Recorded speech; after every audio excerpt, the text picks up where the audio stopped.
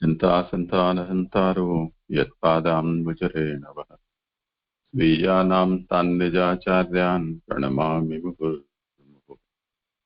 यदनुग्रहतो जन्तुः सर्वदुःखातिगो भवेत् तमहं सर्वदा वन्दे श्रीमद्वल्लभनन्दनम्। अज्ञानतिमिरान्धस्य ज्ञानाञ्जनशलाकया चक्षुरुन्मीलितं येन तस्मै श्रीगुरवे नमः। नमामि हृदये शेषे लीलाक्षीराब्धिशायिनम् लक्ष्मीसहस्रलीलाभिः सेव्यमानं कलानिधिम्। चतुर्भिश्च त्रिभिस्तथा षड्भिर्विराजते योऽसौ पञ्चधा हृदये नमः। करो आरम्भ।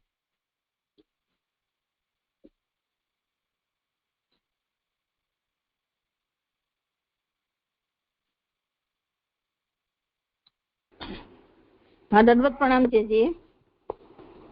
आज मारे करवानुं छे।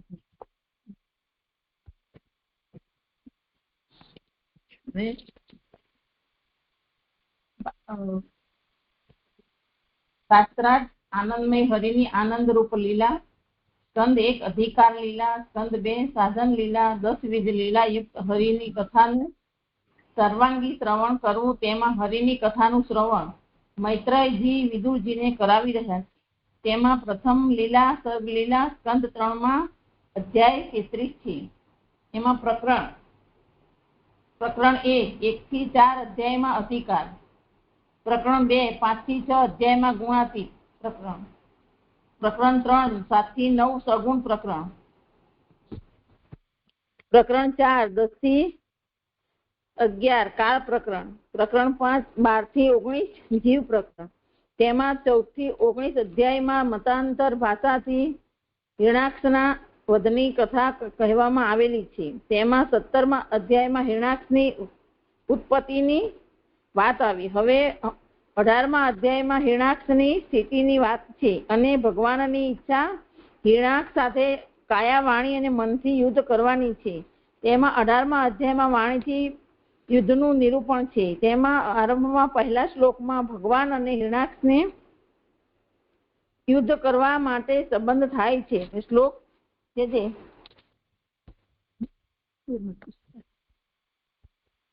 એમાં હું થોડુંક ભાગવતા પ્રકરણ થોડું 2 નંબરના પાના ઉપર વાંચેલું. 18મા અધ્યાયમાં વરુણના વચનોથી હિરણાક્ષના નાશનું બીજ જણાવેલું હોવાથી નાશ પામતા હોવાનું એ તેનો અર્થ છે. હવે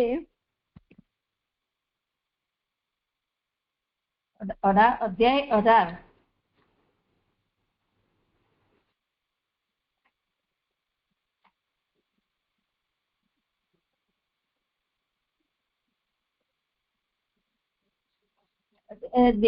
18મા અધ્યાયનું અનુક્રમણિકા દૈત્યનું ભગવાનની સાથે થયેલા યુદ્ધનું કથન કરેલું હોવાથી વિનાશતાનું નિરૂપણ કહેલું હોવાથી. હવે અધ્યાય 18માં શ્લોક 1.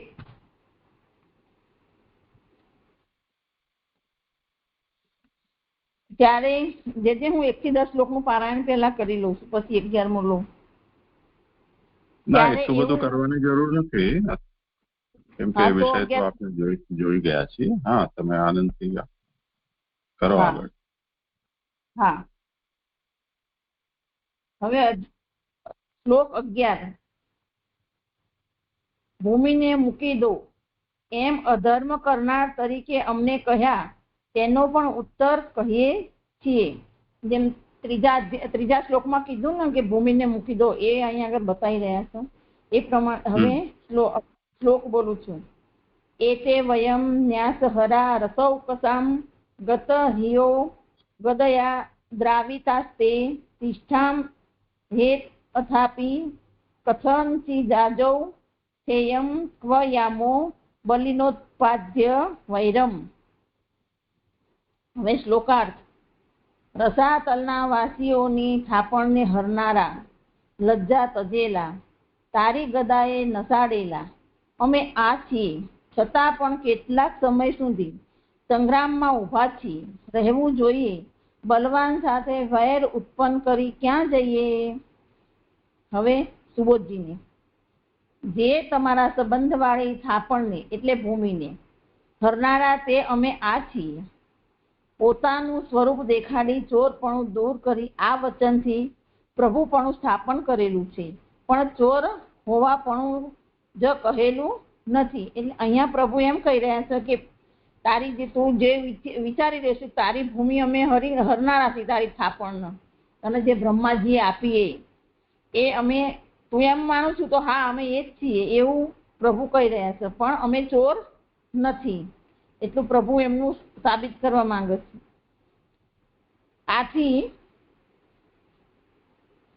આથી એમ કહેલું છે કે હું યજ્ઞ છું. પ્રભુ હવે પોતાનું સ્વરૂપ બતાવી રહ્યા છે કે હું આથી એટલે એને 1 નંબરની ફૂટનોટ છે. આથી એટલે પૂર્ણ ક્રિયાશક્તિ હોવાનું જણાવનાર વચનથી હવે પ્રભુએ પોતાનું સ્વરૂપ બતાવ્યું કે હું પોતે જ વરાહરૂપ યજ્ઞ જ છું, હું ભગવાન જ છું, એમ હું ચોર નથી.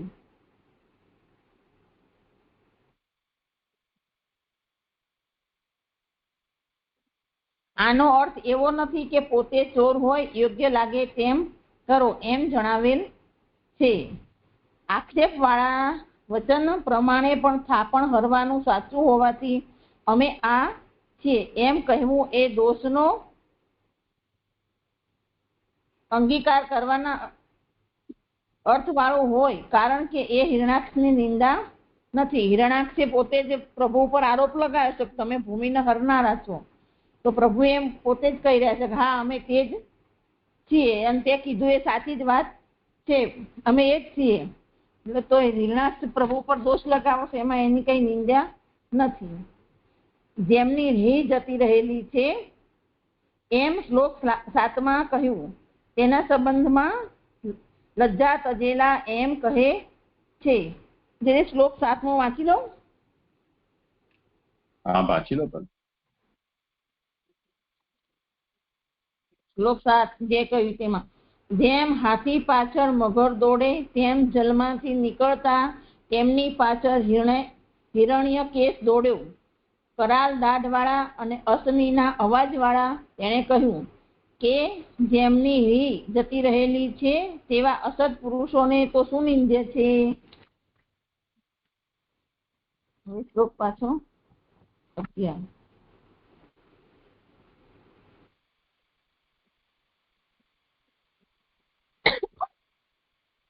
જેઓ યુદ્ધ કર્યા વિના નાસી જાય અને બડાઈ કરે તેઓ લજ્જા તજેલા છે. આ પણ સત્ય જ છે, કારણ કે લજ્જાવાળો પોતાના સેવક સાથે યુદ્ધ કરતો નથી. તો હિરણાક્ષે કીધું ને કે તમે યુદ્ધ કર્યા વિના નાસી જાય અને લજ્જા પામેલા છો અને બડાઈ કરી રહ્યા છો, તો તમે લજ્જા પામેલા નહીં, લજ્જા તજેલા છો એમ એવું હિરણાક્ષ કહે છે. તો પ્રભુ એમ કહે છે તારી વાત સાચી જ છે, કારણ કે લજ્જાવાળો પોતાના સેવક સાથે યુદ્ધ કરતો નથી. જેનામાં લજ્જા હોય પોતાના સેવક સાથે યુદ્ધ કરે નહીં, એટલે અમે લજ્જા તજેલા જ છીએ.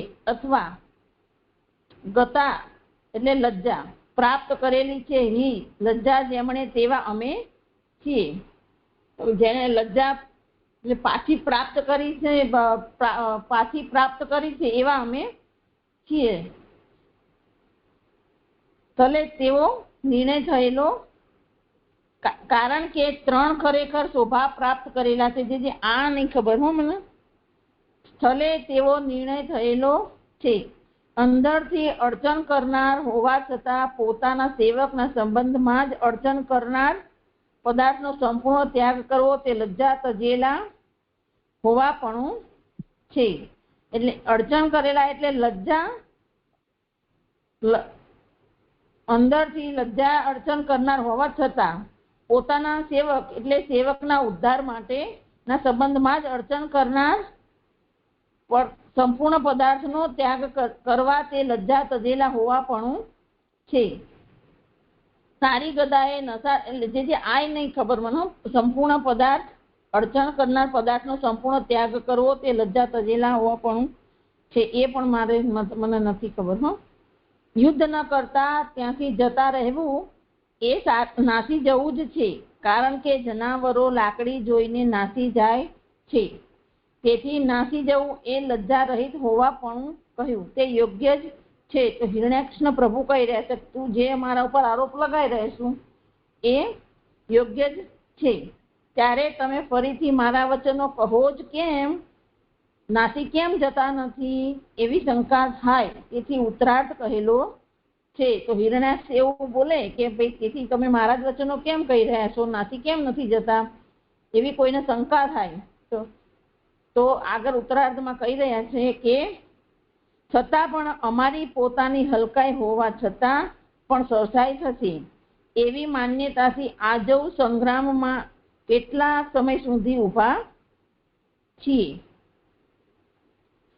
પ્રભુ કહી રહ્યા છે કે અમારી હલકાઈ થાય તો પણ અમે તારા સાથે યુદ્ધ કરવા માટે કેટલાક સમયથી સંગ્રામમાં ઊભા છીએ. કથનચિત એટલે કેટલાક સમય સુધી.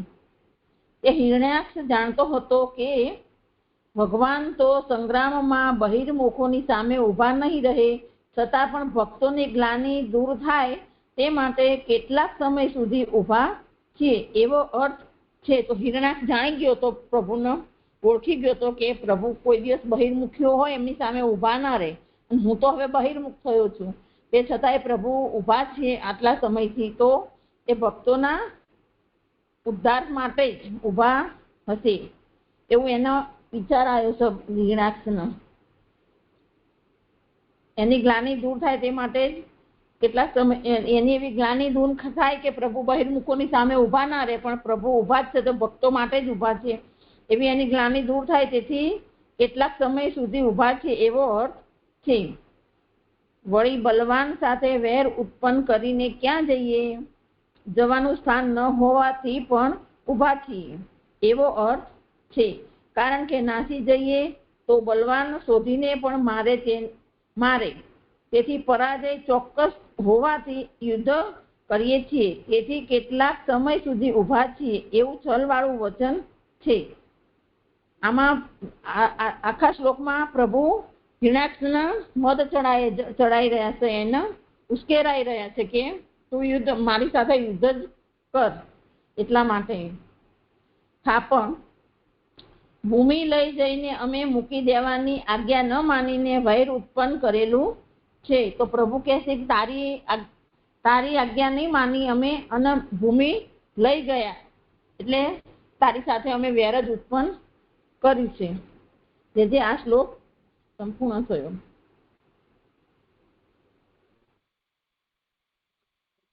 કોઈ વિચાર નહીં. હા, જે મેં કીધું 3 ખરેખર શોભા પ્રાપ્ત કરેલા છે એ, અને બીજો પદ અર્ચન કરનાર પોતાના સેવકમાં જ અર્ચન કરનાર સંપૂર્ણ પદાર્થનો સંપૂર્ણ ત્યાગ કરવો તે લજ્જા તજેલા હોવા પણ છે. એ 2 પ્રશ્ન છે મને. હા, આ 3 જે લજ્જા વાળી વાત છે ને એ મૂળ વેદનું વચન છે. ત્રયો વૈ ગતશ્રિયઃ શુશ્રુવાન ગ્રામણી રાજપુત્ર. એમાં જે ગત પદ છે એનો અર્થ પ્રાપ્તના સમજવો, નીકળી ગયું છે એમ નહીં, પરંતુ મેળવ્યું છે એવો એનો અર્થ થાય છે. તો શુશ્રુવાન એટલે જેણે વેદાધ્યયન સંપૂર્ણ કરી લીધું છે એને શ્રી પ્રાપ્ત કરી છે, એટલે વિદ્યારૂપ શ્રી પ્રાપ્ત કરી છે. અને ગ્રામણી એટલે જે ગામમાં સરપંચ કહેવાય કે વડો કહેવાય, પટેલ, એટલે જે નેતા છે તે, જેને નેતૃત્વ પ્રાપ્ત થયું છે એને ખરેખર શ્રી પ્રાપ્ત કરી છે. અને રાજપુત્ર ત્રીજો કહ્યું છે કે જેની પાસે રક્ષા કરવાનો પ્રાપ્ત છે, જેમને કર્તવ્ય, એમણે ખરેખર શ્રી પ્રાપ્ત કરી.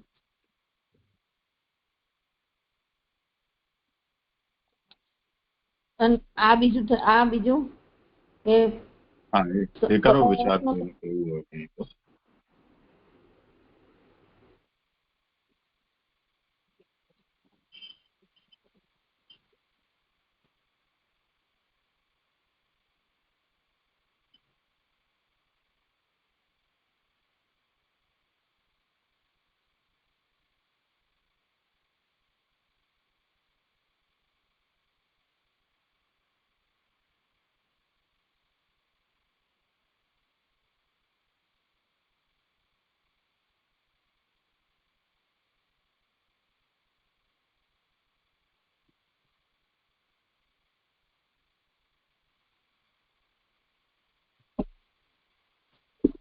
હેલો. હા, જે દંડવત પ્રણામ.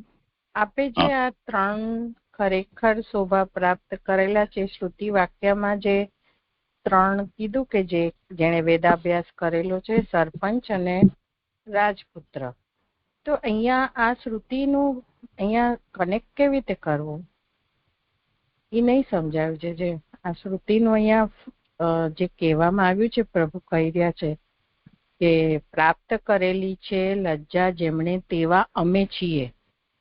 કાર્યકર 3 ખરેખર શોભા પ્રાપ્ત કરેલા છે, સ્થળે તેવો નિર્ણય થયેલો છે. તો કેવી રીતે અહીંયા સમજવાનું છે? બેસી નથી રહ્યું છે. દંડવત પ્રણામ. કરો સમાધાન.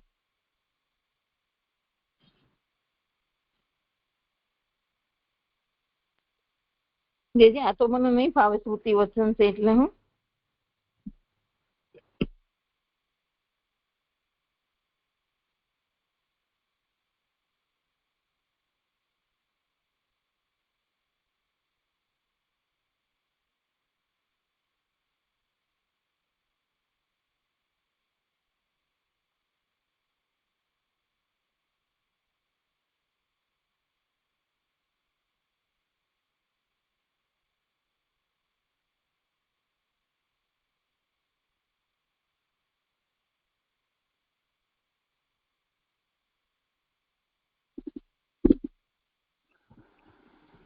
અવાજ નથી આવતો.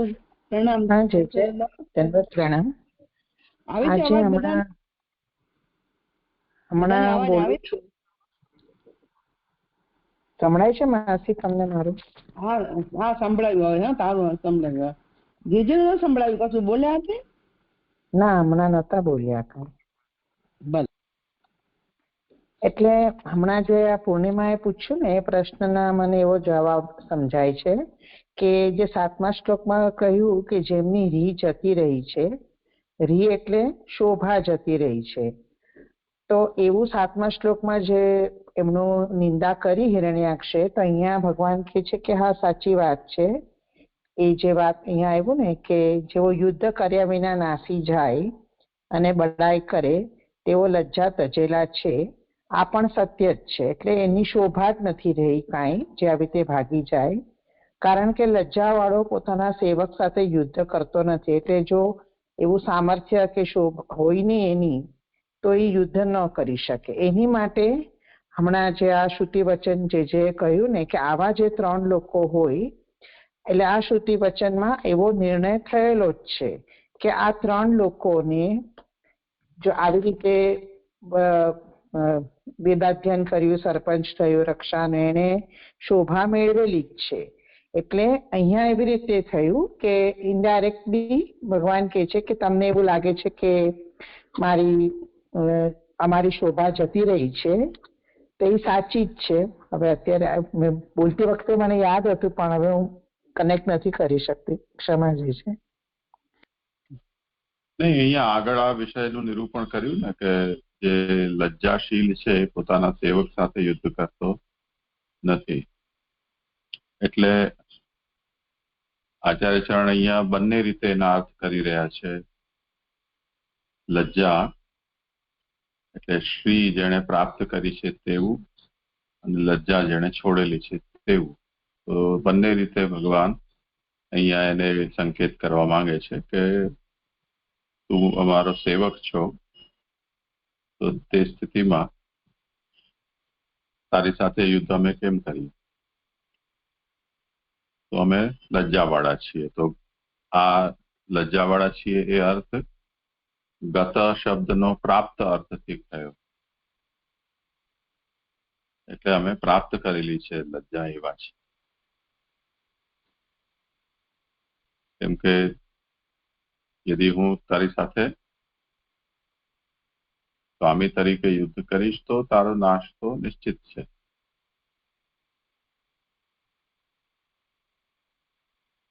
તો અત્યારે અમે લજ્જાને સ્વીકાર કરી.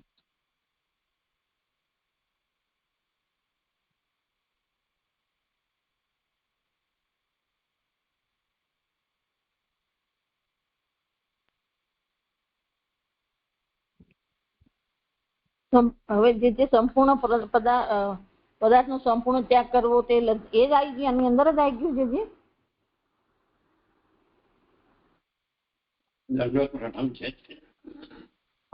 જોઈએ શું કે છે ધીરે જે કીધેલું છે ને તે રસાતલના, હું એનું ટ્રાન્સલેશન વાંચી રહ્યો છું. રસાતલના વાસીઓની નંબર 1 થાપણને હરનારા, નંબર 2 લજ્જાને તજેલા અને તારી ગદાએ નસાડેલા. એ 3 વસ્તુ હોવા છતાં પણ એમાં ઉભા છે. એનું અહીં આ 3 સાથે કઈ કનેક્શન થઈ શકે?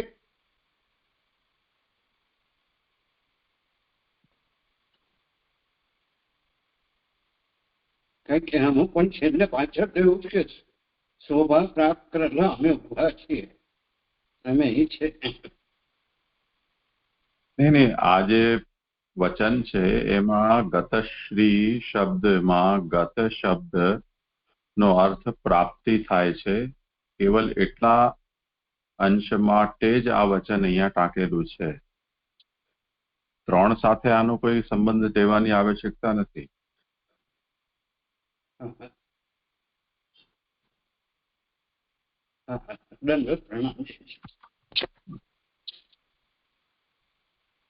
કોઈ પણ પ્રમાણ કે ઉદાહરણ જે છે એ સર્વાંશમાં હોવું જરૂરી નથી. જેટલા અંશમાં ના અભિપ્રાયથી એ પ્રમાણ વચન આપેલું હોય એટલા માટે જ એ સમજવાનું છે. તો ગતાઃ પ્રાપ્તાઃ હિ યેન ઇતિ, આજે શ્રી મહાપ્રભુજી અર્થ કર્યો ગત હિયનો, કે જેની હિરી જતી રહી છે એટલે ગત નો અર્થ, પ્રચલિત અર્થ ગત એ છે જતી રહી છે એવો, અને અહીંયા આચાર્ય શરણ પ્રાપ્ત એવો અર્થ કરી રહ્યા છે.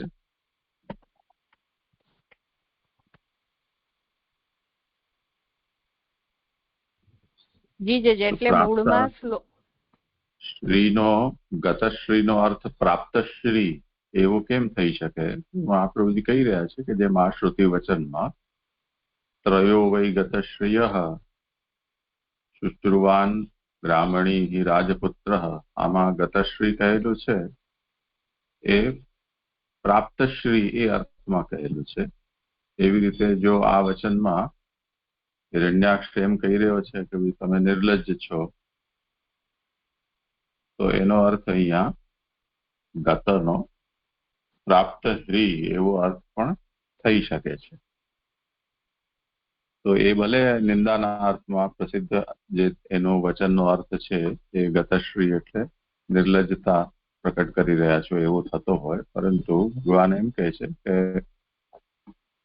અમારા સંદર્ભમાં તો ગતશ્રી એટલે નિર્લજ્જતા નહીં, પરંતુ પ્રાપ્તશ્રી એવો જ અમે માનીએ છીએ.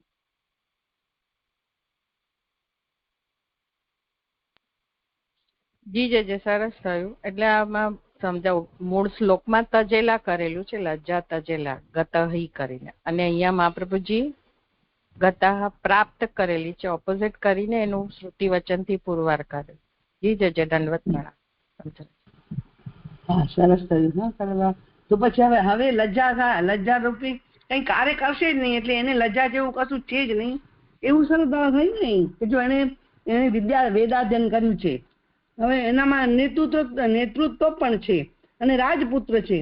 હવે એને વેદાધ્યન કર્યું છે એટલે કઈ લજ્જા જેવા કાર્યો કરશે જ નહીં. તેથી એને લજ્જા રાખવાની જરૂર નથી. લજ્જા કોને હોય? કે જે થોડા અણગણ હોય ને તેને લજ્જા આવે, પણ આવા પૂર્ણ ને પછી લજ્જા જેવું કશું હોતું નથી એવું મને કઈ સમજાવ્યું. સરદાર તું જરા ખુલાસો કરો ને. પ્રણામ. એમાં કારણો વિચારવાની આવશ્યકતા નથી કે આના કારણે આવો અર્થ થાય છે. થતો પણ હોય કે ન પણ થતો હોય, પણ જે શબ્દોના પ્રયોગ શાસ્ત્રમાં જે અર્થમાં પ્રચલિત થયેલા છે એનું ઉદાહરણ આપીને જે અર્થ અહીંયા મહાપ્રભુજી કાઢવા ઈચ્છી રહ્યા છે એમાં પ્રમાણ આપ્યું છે. જી હા. અને આ ત્રણે એક ઠેકાણે હોવા જોઈએ કે એક હોય તો પણ? ના એનાથી ત્રણે કોઈ ભેગા મતલબ ને. જ નથી, એનાથી જી કોઈ જી અર્થ જ મતલબ જ નથી. અહીંયા 3, 2, 1 થી હા કોઈ મતલબ નથી. ખાલી ગતશ્રી શબ્દ પ્રાપ્તશ્રીના અર્થમાં વેદમાં વપરાયો છે. વાત એટલી. બસ એટલે આ ખાલી આ દ્રષ્ટાંત જ છે, પછી એને બાલ નિકાલ નથી કાઢવાની. જી જે પ્રણામ.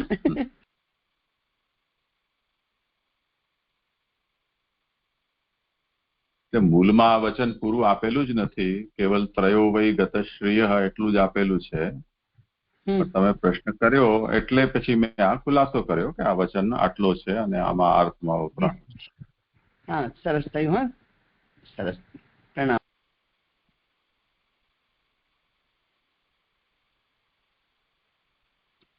હા, હવે બીજો શું વિષય હતો તમારો? હા જે આમાં ત્યાં સુધી આટલા એ કે અંદરથી અડચણ કરનાર હોવા છતાં પોતાના સેવકના સંબંધમાં જ અડચણ કરનાર પદાર્થનો સંપૂર્ણ ત્યાગ કરવો તે લજ્જા તજેલા હોવાપણું છે. આ નહીં સમજાતું છે. કરો સમાધાન, કોઈને કરવું.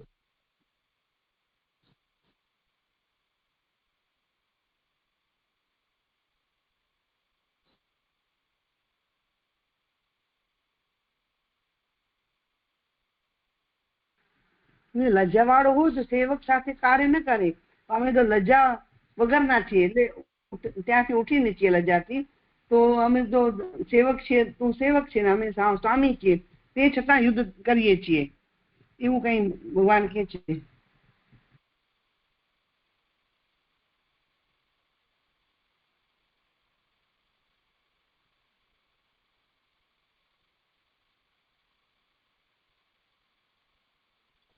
એ તો સમજ્યા ભાનુમાંથી, પણ આ કીધું ને કે પદાર્થનો સંપૂર્ણ ત્યાગ કરવો તે લજ્જા તજેલા હોવાપણું છે. તો કયા પદાર્થનો સંપૂર્ણ ત્યાગ કરવો એ નહીં ખબર પડતી. હા એ નથી ખ્યાલ આવતો. હું જીજી પ્રણામ.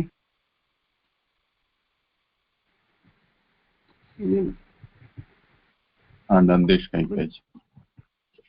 હા ડોક્ટર પ્રણામ દેજે. અહીંયા પૂછી રહ્યા છે તો એવું લાગી રહ્યું છે કે કદાચ તજેલા હોય સંપૂર્ણ પદાર્થ, એમાં સંદર્ભમાં એવું લાગી રહ્યું છે કે કદાચ તજેલી છે એવું લાગી રહ્યું છે, કારણ કે હવે યુદ્ધ નથી કરવું ને, તો એવું લાગી રહ્યું છે.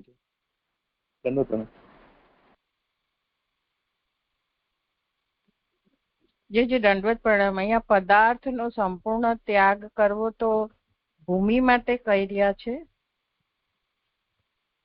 ભૂમિને ઇન્ડિકેટ કર્યા એવું સમજાય છે. જે દંડવત પ્રણામ.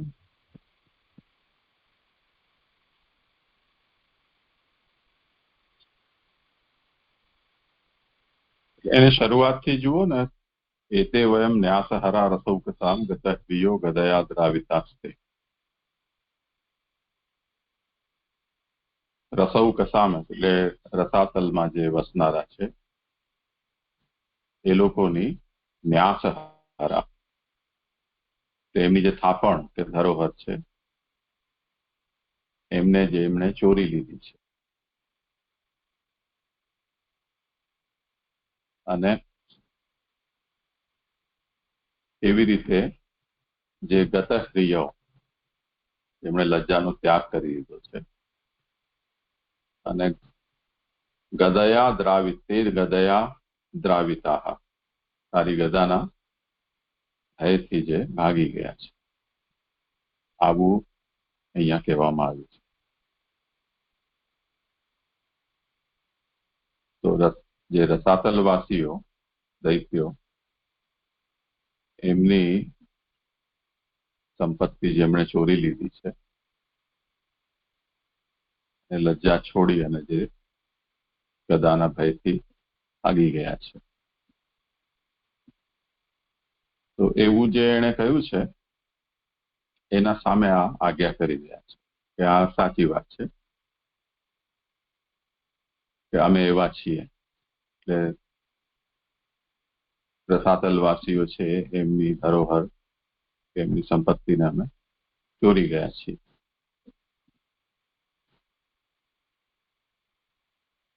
પણ ચોર તો ભાગી જાય ને સંતાઈ જાય, પ્રકટ ન રહે. પણ અમે તો તારી સામે ઉભા છીએ, તારી સામે લઈને જઈ રહ્યા છીએ. તો તે સ્થિતિમાં તો હવે અમે ચોર તો રહ્યા નહીં, એક વાત તો નક્કી થઈ ગઈ. અને તારી પાસેથી અમે ખૂંચવી લીધી છે. જેમ તે આ પહેલા કહ્યું હતું કે જો તમને લઈ જવું હોય તો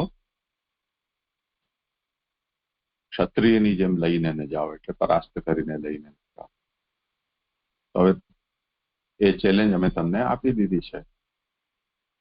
એટલે અમે આ પૃથ્વી છે જેને તું એનો સ્વામી છો એવું માને છે, એ પૃથ્વી અમારી છે એવું અમે તને કહી રહ્યા છીએ.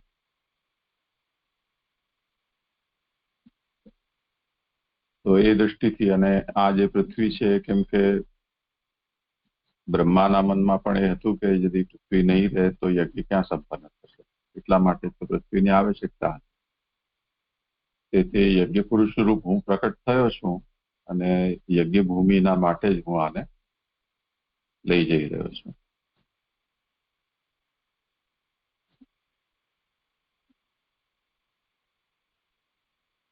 તો આ દૃષ્ટિથી ભગવાન હવે પોતાને એના સ્વામી, અધિપતિ અને તે કારણે ચોર પોતે નથી એ જાતનો અહીંયા સમાધાન આપી દીધો કે અમારી જ વસ્તુ હતી જે તારી પાસે હતી અને અમે લઈ જઈ રહ્યા છીએ. એમાં જે એણે એમ કહ્યું છે કે ભાઈ તમે લજ્જા રહિત છો, એનો આશય તો અહીંયા સ્પષ્ટ કર્યું કે ખરેખર તો જે લોકો યુદ્ધ કરવાના સ્થાને વાણી વિલાસ કરે છે એ જ નિર્લજ છે. અમે તો ચૂપચાપ અમારું કામ કરીને અમારી સંપત્તિ લઈને જઈ રહ્યા હતા અને તું આટલું બધું બળબડ કરતો હતો, એટલે ખરેખર તો લજ્જા તને આવવી જોઈએ. અને અમે તારી ઉપેક્ષા કરીને લઈ જઈ રહ્યા છીએ એનું કારણ એ છે કે તું અમારો સેવક છે, સ્વામી સેવક સાથે કેવી રીતે લડે. એક એ અર્થ થયો. તો એ અર્થમાં અમે અહીંયા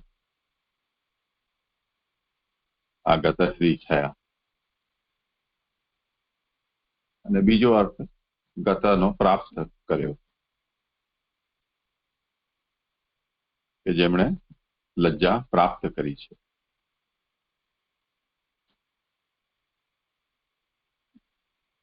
તે પછી હવે આમનો આ પ્રશ્ન છે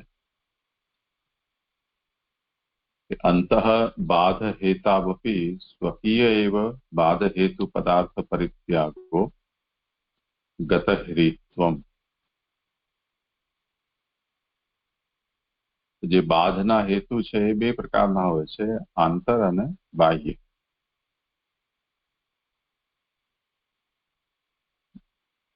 બાહ્યમાં તો અહીંયા ગદાથી ના ઉદાહરણથી કહી રહ્યા છે, જે આગળ કહેશે. અને જે આંતરબાધ હેતુ છે, તો આંતરબાધ હેતુ છે એ લજ્જા છે. તો એના માટે આ કહ્યું છે કે અંતઃ બાધ હેતાવપી સ્વકીય એવ બાધ હેતુ પદાર્થ પરિત્યાગો ગતહ્રીત્વમ. સ્વકીય જે છે એટલે અત્યારે હિરણ્યાક્ષ છે એને સ્વકીય સમજો.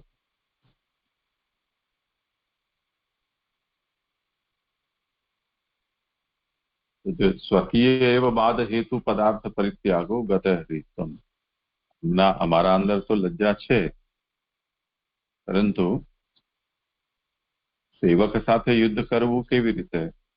તું સ્વકીય છો તે હેતુથી તારા માટે અમે લજ્જાનો ત્યાગ કરેલો છે.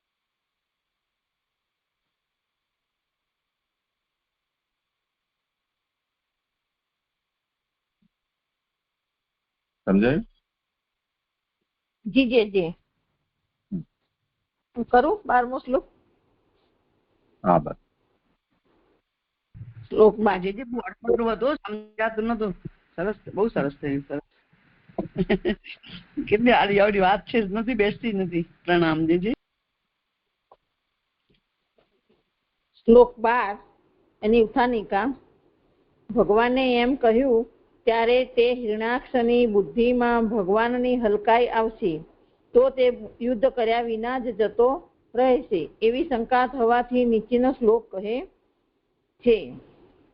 એટલે ભગવાને આવી વાત કરી એટલે હિરણાક્ષના મનમાં બુદ્ધિમાં એવું થયું કે ભગવાન પ્રત્યે એની દૈન્ય આવશે તો યુદ્ધ કર્યા વિના જ જતો રહેશે, એટલે ભગવાન જ યુદ્ધ કર્યા વિના જતા રહેશે એવું એના મનમાં થયું. એવી શંકા થવાથી નીચેનો શ્લોક કહે છે. બરોબર સમજ્યા છે? મેં કીધું ભગવાન યુદ્ધ કર્યા વિના જતા રહેશે. હા, નહીં હવે તો એમ નહીં. આ તો હવે કોણ બોલી રહ્યું છે? ભગવાન બોલી રહ્યા છે ને? હા હા, ભગવાને એમ કહ્યું. બરોબર. એટલે હિરણાક્ષ જતો રહે. હા, બરોબર. એવી શંકા થવાથી નીચેનો શ્લોક કહે છે. હવે શ્લોક.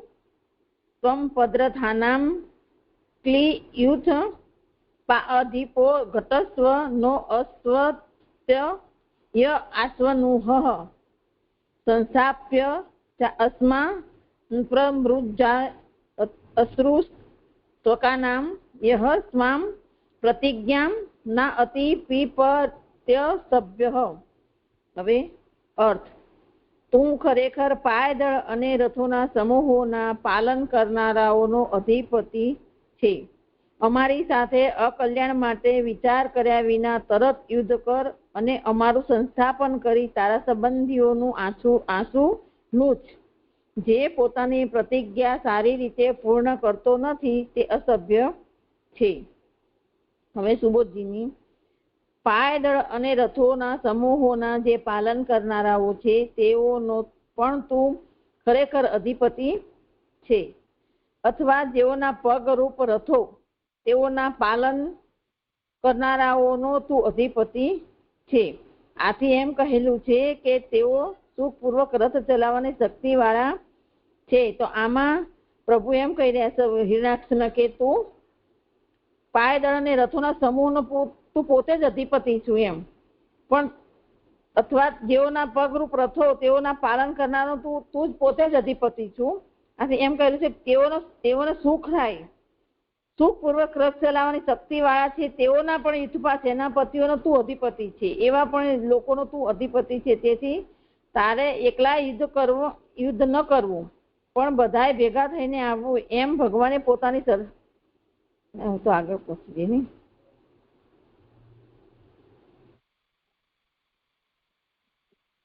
હા, તો તારે એકલા યુદ્ધ ન કરવું પણ તારા જે બધા હોય પાયદળ વાળા રથ વાળા બધાને તારે સાથે લઈને યુદ્ધ કરવા આવવું જોઈએ એવું પ્રભુ કહી રહ્યા છે.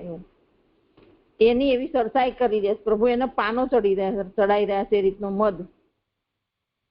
નહ અમારી સાથે યુદ્ધમાં ઉતર, અમે પણ ઘણા છીએ, કારણ કે ઉત્તમોએ ઉત્તમ સાથે યુદ્ધ કરવું જોઈએ. તો પ્રભુ એમ કહી રહ્યા છે કે તું અમારી સાથે યુદ્ધમાં ઉતર અને અમે પણ ઘણા છીએ એવી રીતે તું પણ તારી સાથે બધાને લઈને યુદ્ધ કરવા આય. તે યુદ્ધ પણ મજાકરૂપ કરવાનું નથી પણ અસ્વસ્થ એટલે અકલ્યાણ થાય તેમ કરવાનું છે, કારણ કે બેમાંથી એકને હણવાનું જરૂરી છે. એટલે પ્રભુ એમ કહી રહ્યા છે કે તું આપણે આ મજાકરૂપ યુદ્ધ નથી કરવાનું, પણ આમાં અકલ્યાણનું જ યુદ્ધ છે, કારણ કે આમાંથી તારી કે મારી બેમાંથી એક તો આપણે હણાવાના જ છીએ. એટલે એ રીતનું એને પાનો ચડાઈ રહેશે પ્રભુ. અથવા નો સંબંધ અસ્વસ્થ સાથે છે એની એક નંબરની, કારણ કે તે ત્યારે તેને પાનો ચડે એમાં એક નંબરની સદનોંધ છે કે નહ એટલે હે પુરુષ એવો અર્થ છે એવું પુરુષોત્તમજી કહી રહ્યા છે. આ સંબોધન નથી પણ અસ્વસ્થ નું વ્યાખ્યાન ચાલે છે, તેનો નહ સાથે સંબંધ છે.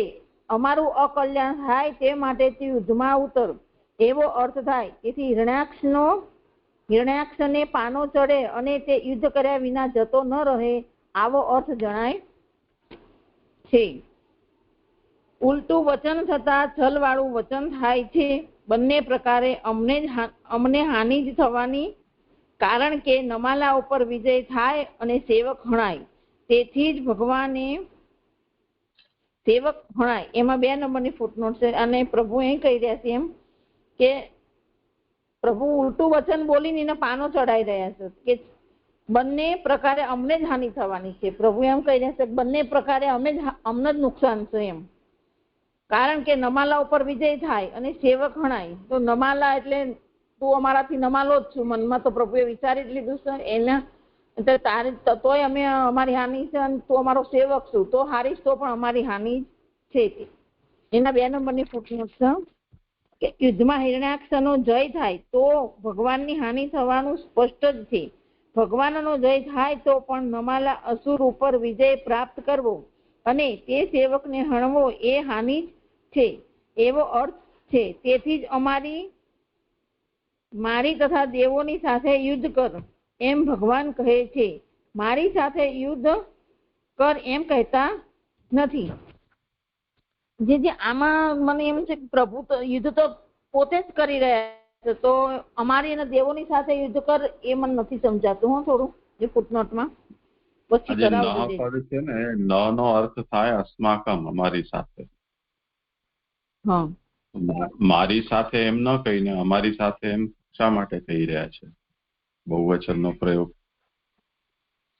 હા, હું એ જ સમજ તો દેવતાઓ સાથે કરે એમ, તો દેવતાઓ એમાં આવી જાય.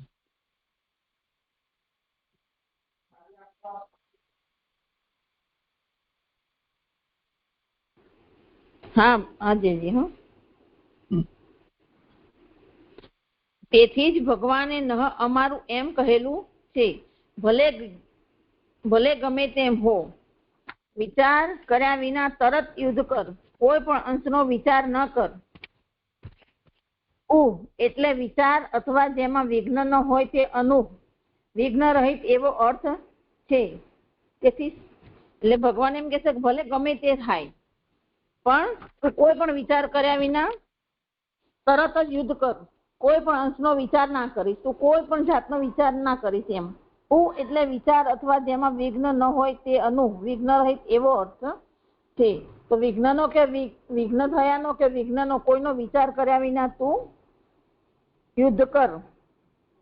તેથી શું ફળ થાય એવો પ્રશ્ન થાય. તેથી છલ વચનથી અને અમારું સંસ્થાપન કરી એમ કહે છે. એવું પ્રભુ છલ વચન કહી રહ્યા છે અને અમારું સંસ્થાપન એટલે અમારું વધ કરી એમ કહે છે. અને શબ્દ હોવાથી દેવોનું પણ સંસ્થાપન કરી, દેવોનું પણ વધ કરે એમ પ્રભુ કહી રહ્યા છે. સંસ્થાપન કરી સંબંધીઓનું આંસુ લૂછ, એટલે દેવોનું પણ વધ કરી તું તારા સંબંધીઓના આંસુ લૂછ, એવું પ્રભુ કહી રહ્યા છે. માત્ર સંસ્થાપન થવાથી જ આંસુઓ દૂર થશે, એટલે જરા તરા અંશ રહ્યો હશે. તેથી ઘણા સંબંધીઓના સંબંધ વાળું એક આંસુ લૂછ એમ કહેલું છે. અહીંયા દેવોનો પણ વધ કરીને નહીં, સંસ્થાપન કરીને.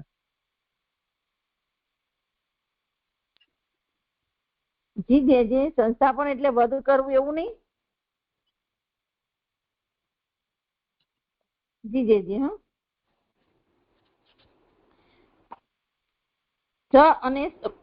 અને શબ્દ હોવાથી દેવોનું પણ સંસ્થાપન કરી સંબંધીઓનું આંસુ લૂછ.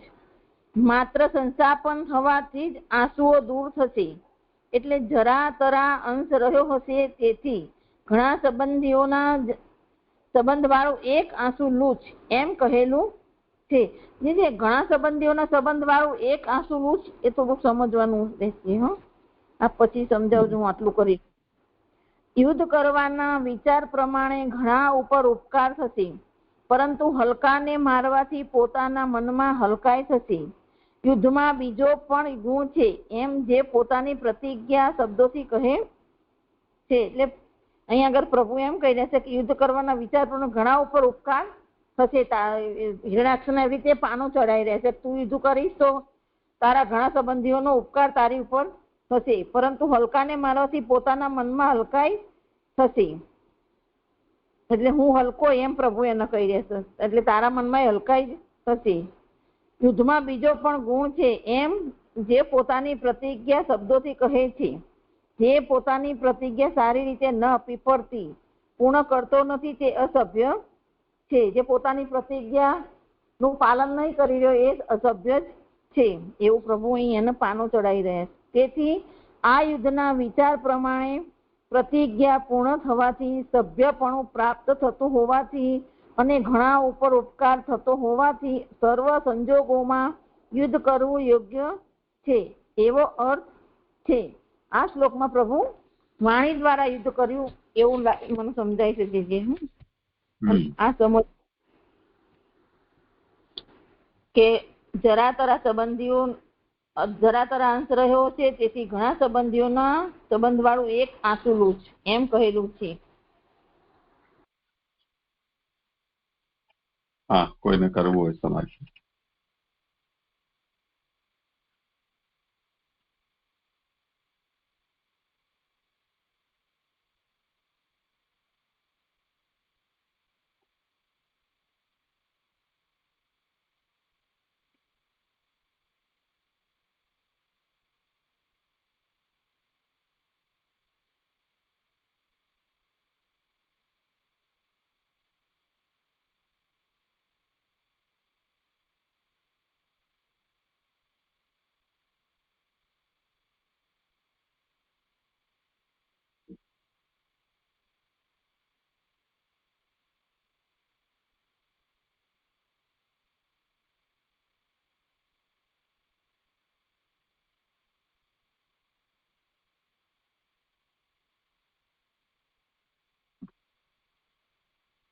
ભાનુબેન કઈ કહી રહ્યા છો?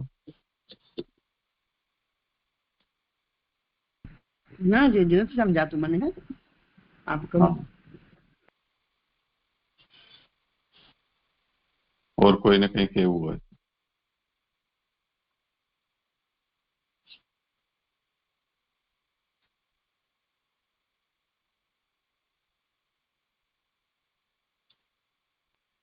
જે દંડવત પ્રણામ. સૌથી પહેલા તો સંસ્થાપન જે શબ્દ છે એનો મિનિંગ શું છે એ જ નથી બેસી રહ્યો, એટલે એનું જ ખબર નથી.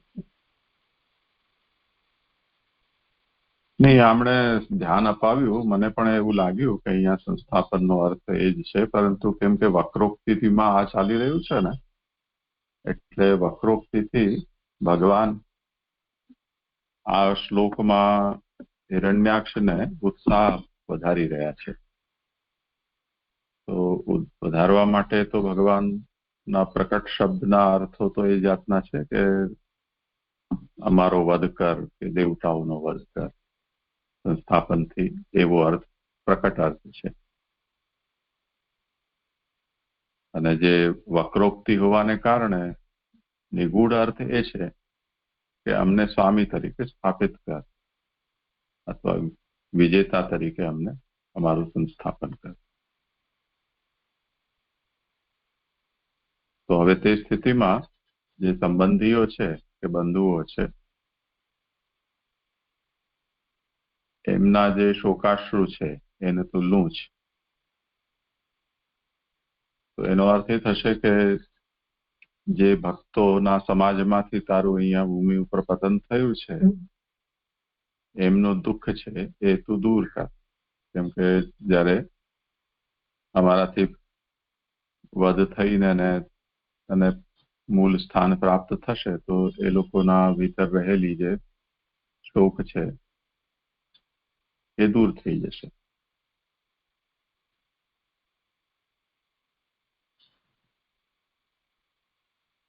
અને જો હિરણ્યાક્ષના ને ઉત્સાહ વધારવાના સંદર્ભમાં આ વાત કહેવામાં આવી રહી છે, એ રીતે આપણે જો સમજીએ આને,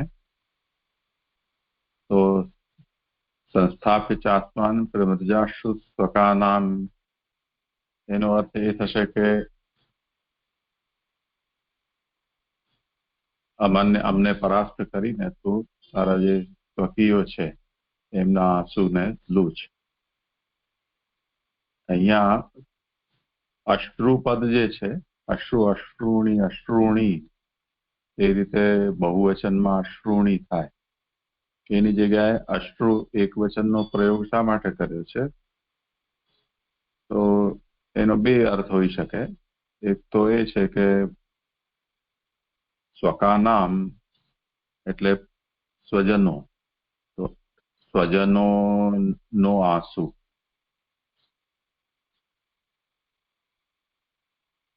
તો જાતિના અભિપ્રાયથી અહીંયા એક વચન હોય એવું આપણે વિચારી શકીએ. અથવા અહીંયા જે અર્થ બીજો બતાવેલો છે કે અમને બધાને પરાસ્ત કરવા માત્રથી જ શોક તો એ લોકોનો દૂર થઈ જશે, પછી જે કદાચ થોડું ઘણો હશે તો એકાદ આંખમાંથી આંસુનું ટપકું બચ્યું હોય તે રીતે કંઈક બચી જશે તો એ પણ ઉલૂછી દેજે.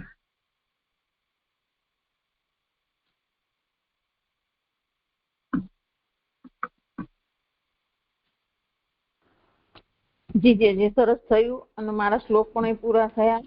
આપની કૃપાથી, મહાપ્રભુની કૃપાથી આપના આટલું મને નિરૂપણ કરવાનું સૌભાગ્ય પ્રાપ્ત થયું અને આપના શ્રી ચરણોમાં મારા કોટાનો કોટી દંડવત પહોંચે. આગળ જેમનો વારો હોય.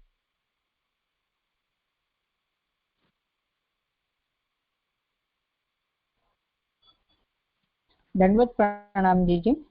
આગળ 9મી કારિકાથી 13 થી 18 સુધી મારા શ્લોકો છે. હું પહેલા પારાયણ કરી લઉં શ્લોકોને, પછી આગળ કરું.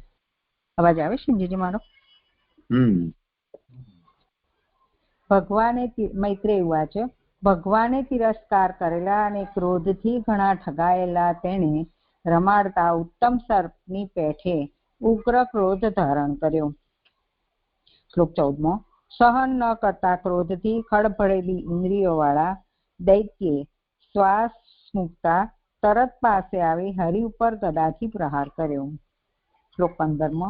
જેમ યોગમાં કુશલ પુરુષ મૃત્યુને ચુકાવે તેમ ભગવાને તો શત્રુએ છાતી ઉપર ખેંચેલી ગદાના વેગને ખસી જઈને ચુકાવ્યો. શ્લોક 16મો. ફરીથી પોતાની ગદા લઈને વારંવાર તેને ફેરવતા તેની પાસે ક્રોધથી હોઠ કરડેલા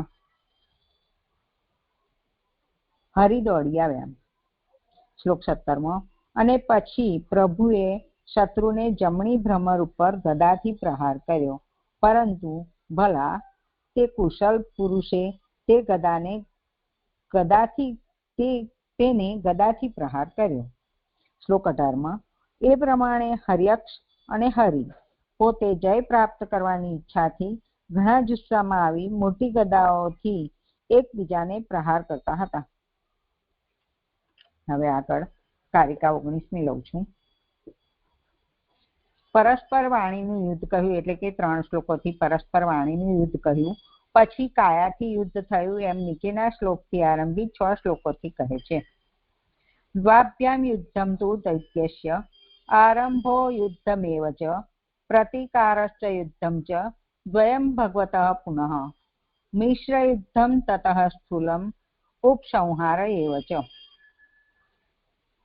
યુદ્ધનો આરંભ શ્લોક 13માં અને યુદ્ધ જ 14મા શ્લોકમાં, એમ 2 શ્લોકોથી તો દૈત્યનું યુદ્ધ કહેલું છે. પછી ભગવાને કરેલો તેનો ઉપાય શ્લોક 15માં અને યુદ્ધ 16માં 2 કહેલા છે.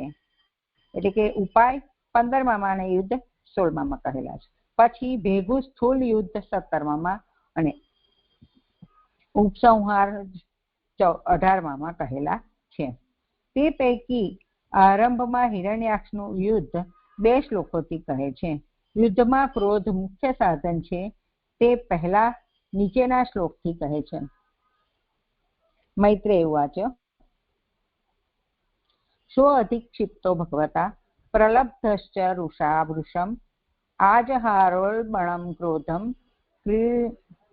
ક્રીડ્યમાનો અહિરાડવ ઇવ.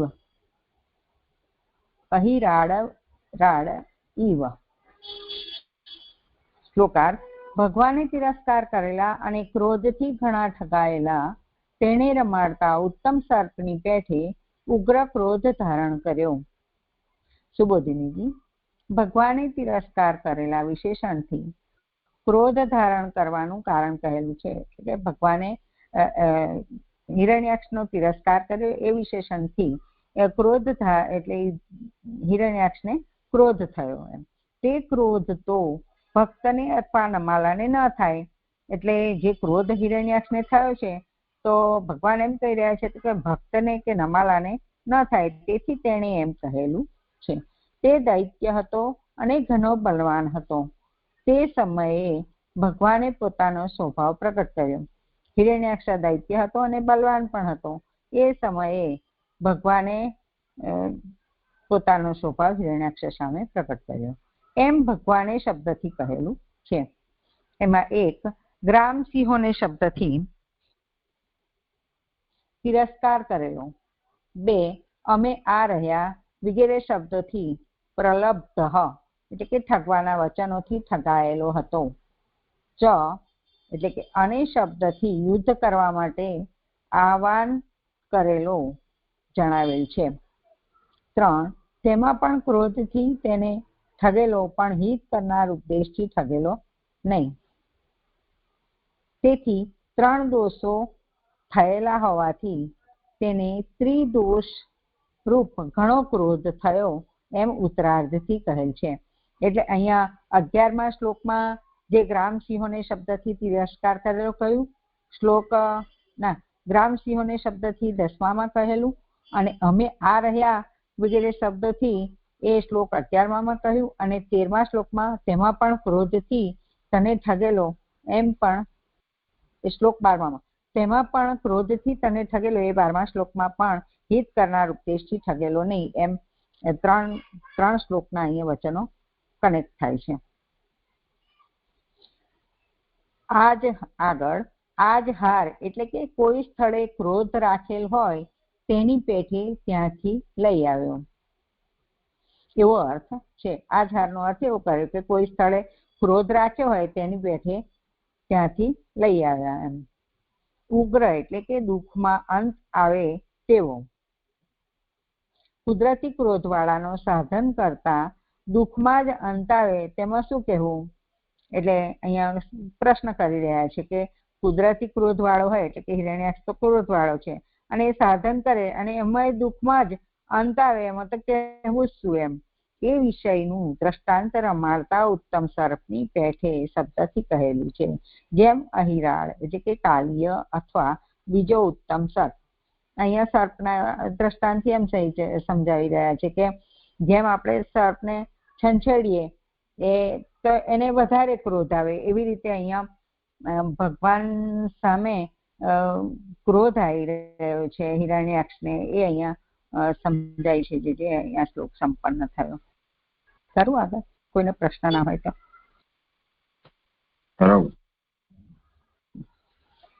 શ્લોક 14 એની ઉત્થાનિકા છે. તે જેમ રમાડતા પોતાનું પુરુષાર્થન પ્રગટ કરે તેમ તેણે કર્યું. એમ નીચેના શ્લોકમાં કહે છે કે હિરણ્યાક્ષે પોતાનું પુરુષાર્થન પ્રગટ કરે તેમ તેણે કર્યું.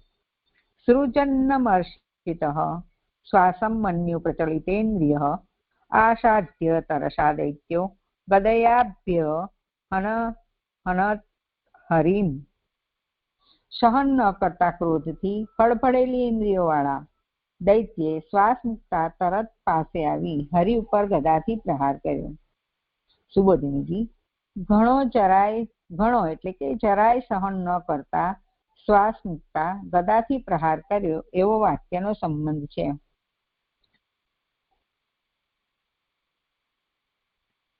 અહીંયા સૃજન્નમર્ષિતઃ એનો અહીંયા અર્થ બતાવી રહ્યા છે કે ઘણો એટલે કે જરાય સહન ન કરતા શ્વાસ મુકતા ગદાથી પ્રહાર કર્યો એવો વાક્યનો સંબંધ છે.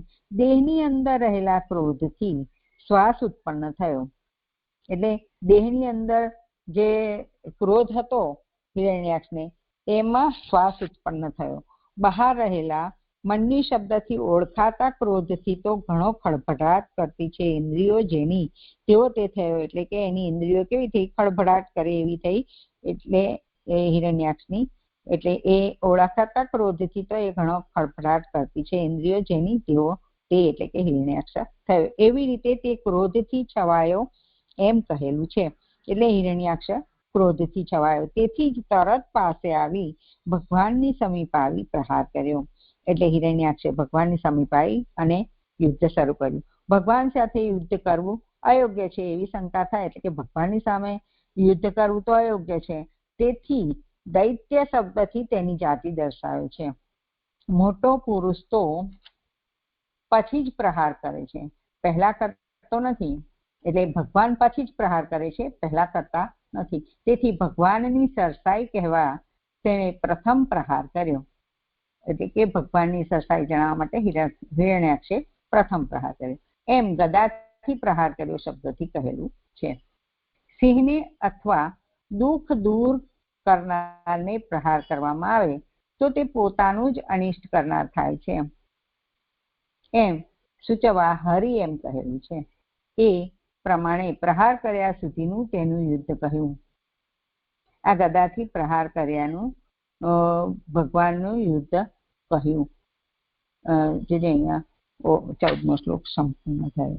પણ મને આના સમજાયું, દૈત્ય શબ્દથી તેની જાતિ દર્શાવે છે એને સમજાયું છે.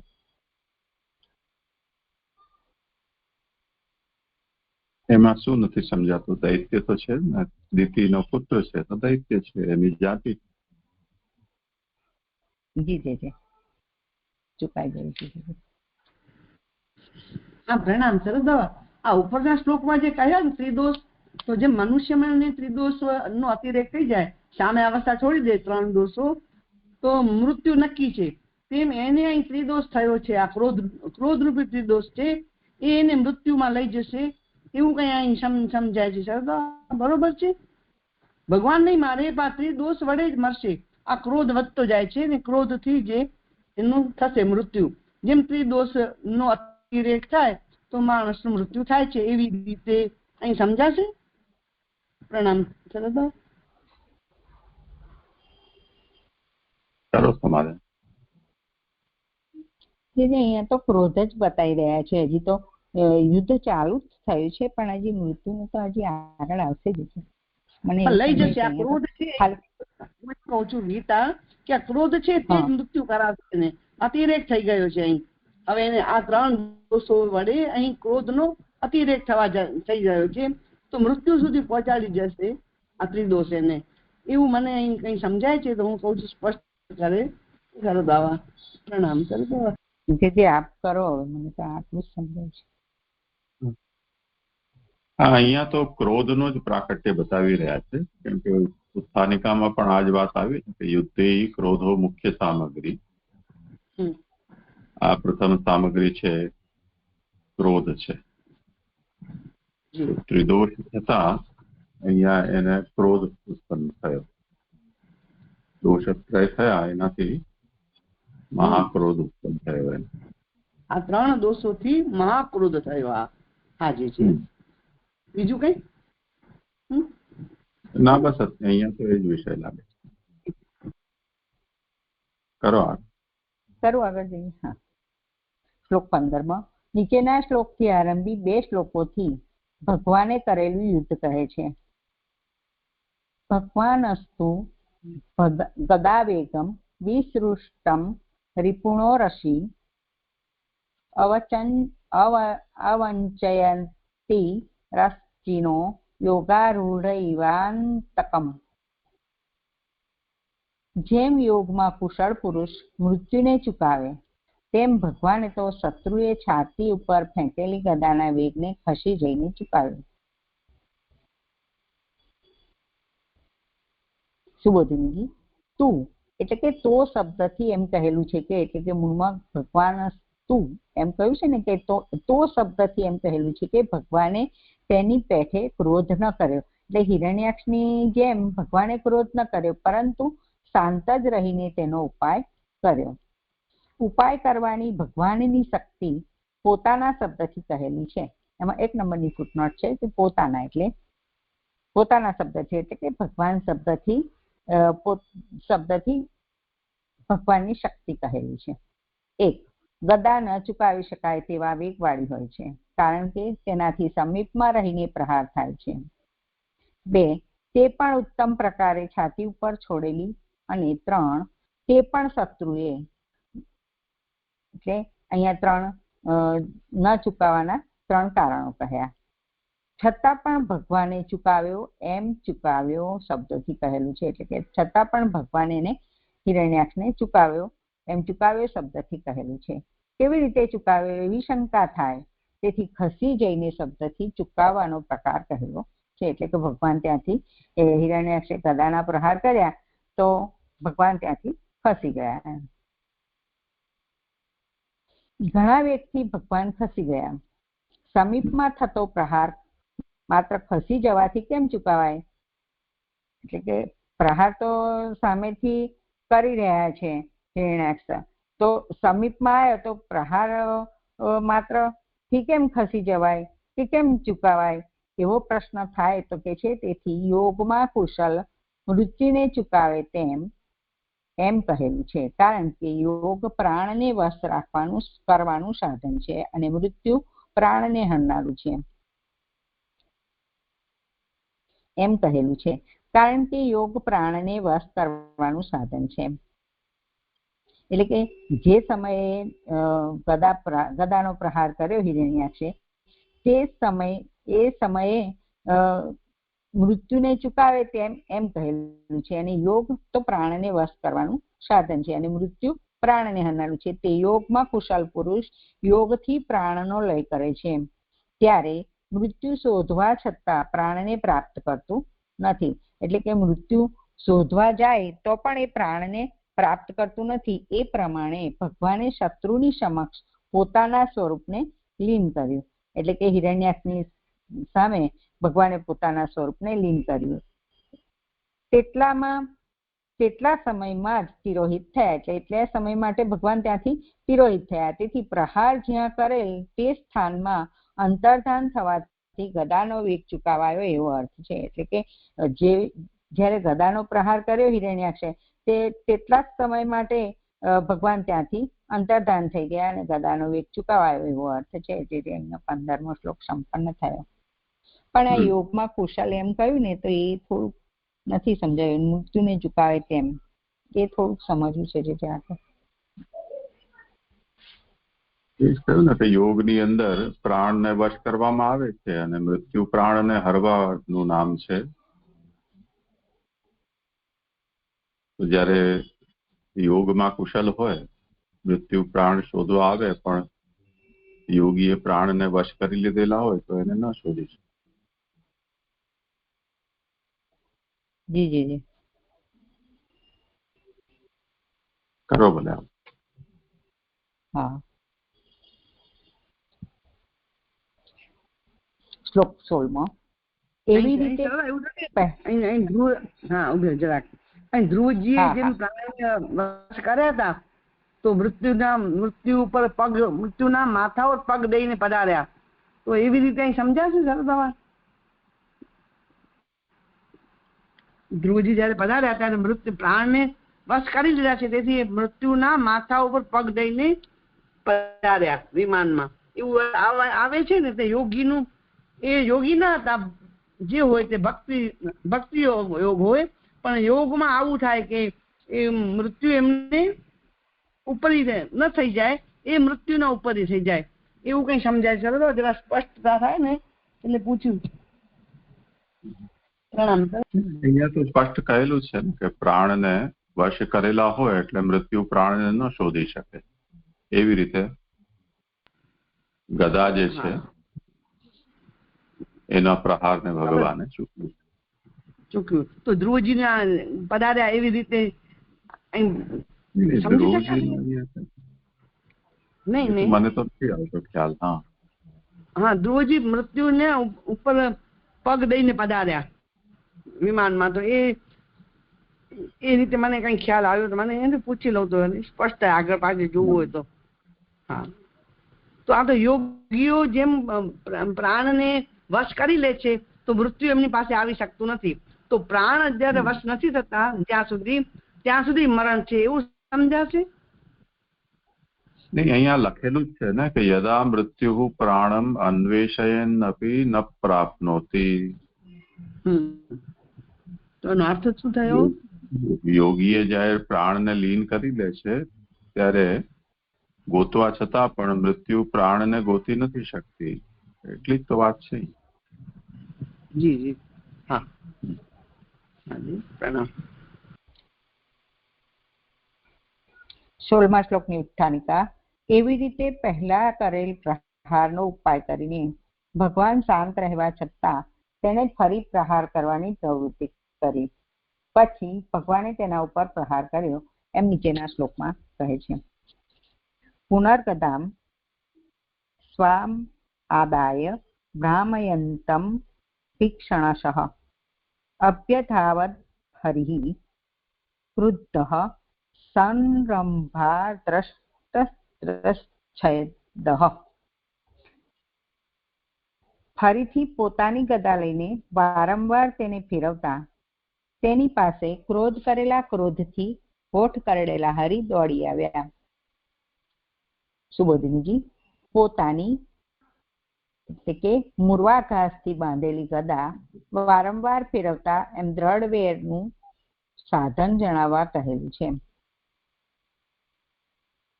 અને ફેરવવાનું ફેંકવાની ક્રિયા પહેલાના સમયનું કહેલું છે. હરિ એટલે કે વરાહ પ્રહાર કરવા માટે અભ્યધાવત દોડીને સમીપ આવ્યા એવો અર્થ છે.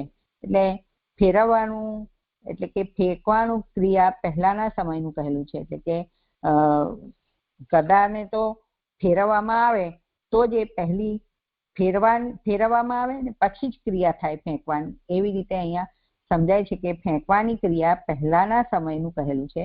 અને હરિ એટલે કે વરાહ પ્રહાર કરવા માટે દોડીને સમીપ આવ્યા એવો અર્થ છે.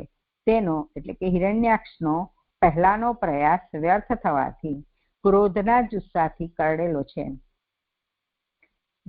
દ્રચ્છદઃ એટલે દાંતોના ઢાંકણરૂપ હોઠ જેમણે તેવા હરિ થયા. એટલે હરિ કેવા થયા તો કે દાંતોના ઢાંકણરૂપ હોઠ જેમના તેવા હરિ થયા. જેઓ મને જે પ્રકારે ભજે છે તેઓને હું તેવી જ રીતે ભજું છું.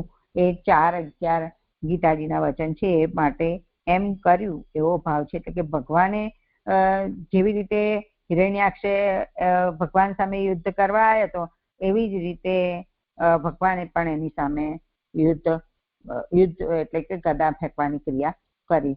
શ્લોક 16 સંપન્ન થયો છે.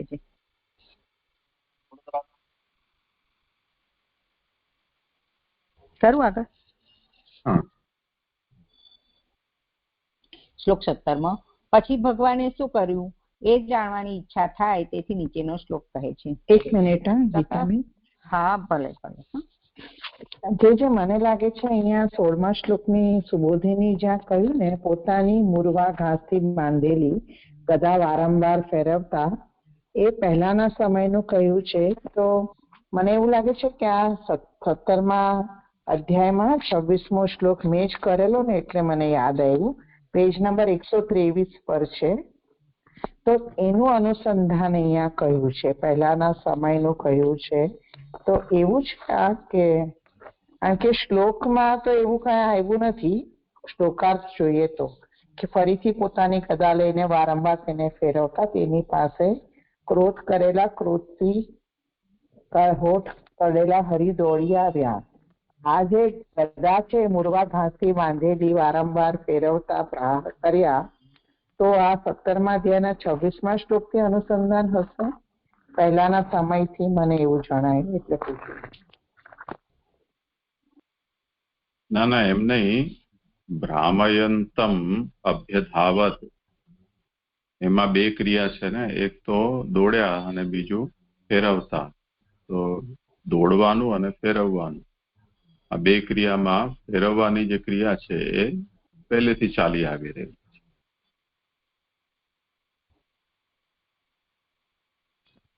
હા સમજ પડી મારી ભૂલ હતી.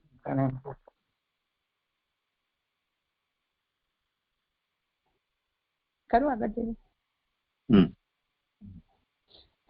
શ્લોક છે તતશ્ચ ગદયાન્તિમ દક્ષિણશ્યામ ભ્રુવિ પ્રભુઃ આજજ્ઞે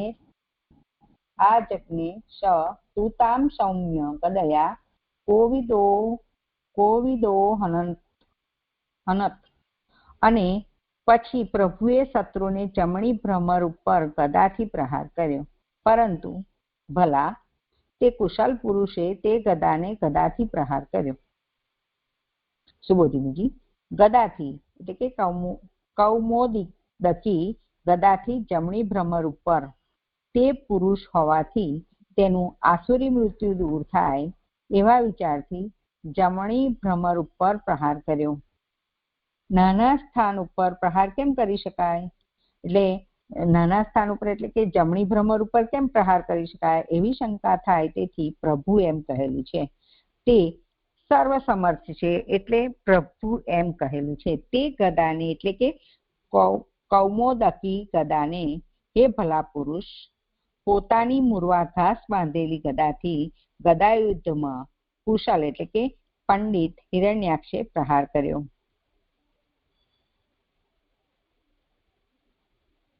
આ છેલ્લું જે મૂર્વાઘાસથી બાંધેલી એ આગલા શ્લોકનું જ અહીંયા અનુસંધાન લીધું છે. પોતાની મૂર્વાઘાસ બાંધેલી ગદાથી ગદાયુદ્ધમાં પંડિત હિરણ્યાક્ષે પ્રહાર કર્યો એમ. પણ આ ના સમજાયું છે જમણી ભ્રમર ઉપર એટલે કે નાના સ્થાન ઉપર પ્રહાર કેમ કરી શકાય એ રીતે કેવી રીતે લેવાનું, અને આસુરી મૃત્યુ દૂર થાય એ ના સમજાયું છે.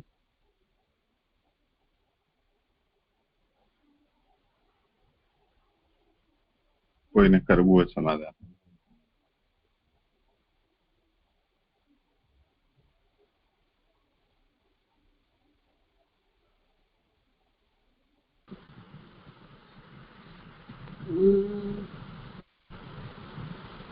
એ જે ગદા યુદ્ધમાં પારંગત હોય ને એને ખબર હોય કે જમણી ભ્રૂણ ઉપર મારવાથી એનું બળ ઘટી જાય છે.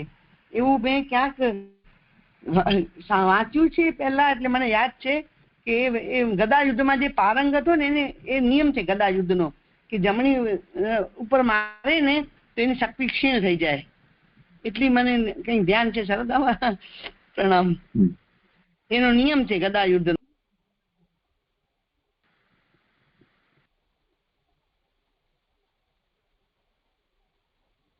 પછી ત્યાં ના સમજાયું આસુરી મૃત્યુ દૂર થાય આ વિચારથી. આસુરી મૃત્યુ કેવી રીતે લેવાનું? એટલે એ દૈત્ય હતો એટલે આસુરી મૃત્યુ દૂર થાય એટલે હિરણ્યાક્ષ નું આસુરી મૃત્યુ દૂર થાય એટલા માટે એમને જમણી આંખ ઉપર પ્રહાર કર્યો, એવી રીતે લેવાનું છે. હા, જોઈએ કોઈને કઈ કરવું હોય વિચારામાં.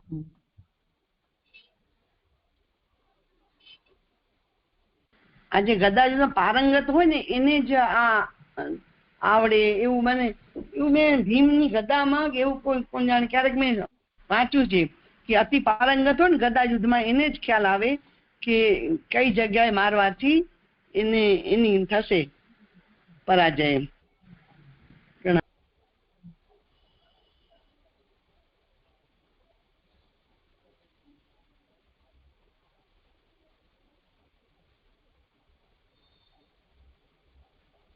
આગળ આ વિષયમાં કોઈ આવી રહ્યું છે નિરૂપણ જેમના શ્લોક છે?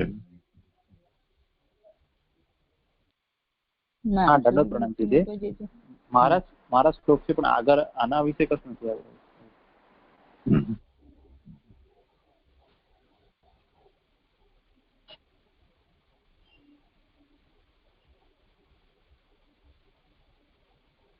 બહુ સ્પષ્ટ તો નથી મને પણ કઈ. ટૂંકા લડાવવા હોય તો લડાવી શકાય. શબ્દ તો વિચારણીય છે. આસુરી મૃત્યુ તસ્ય નશ્યતુ, એટલે હિરણ્યાક્ષની આસુરી મૃત્યુ નાશ પામે તે માટે દક્ષિણ ભ્રમર પર પ્રહાર કર્યો.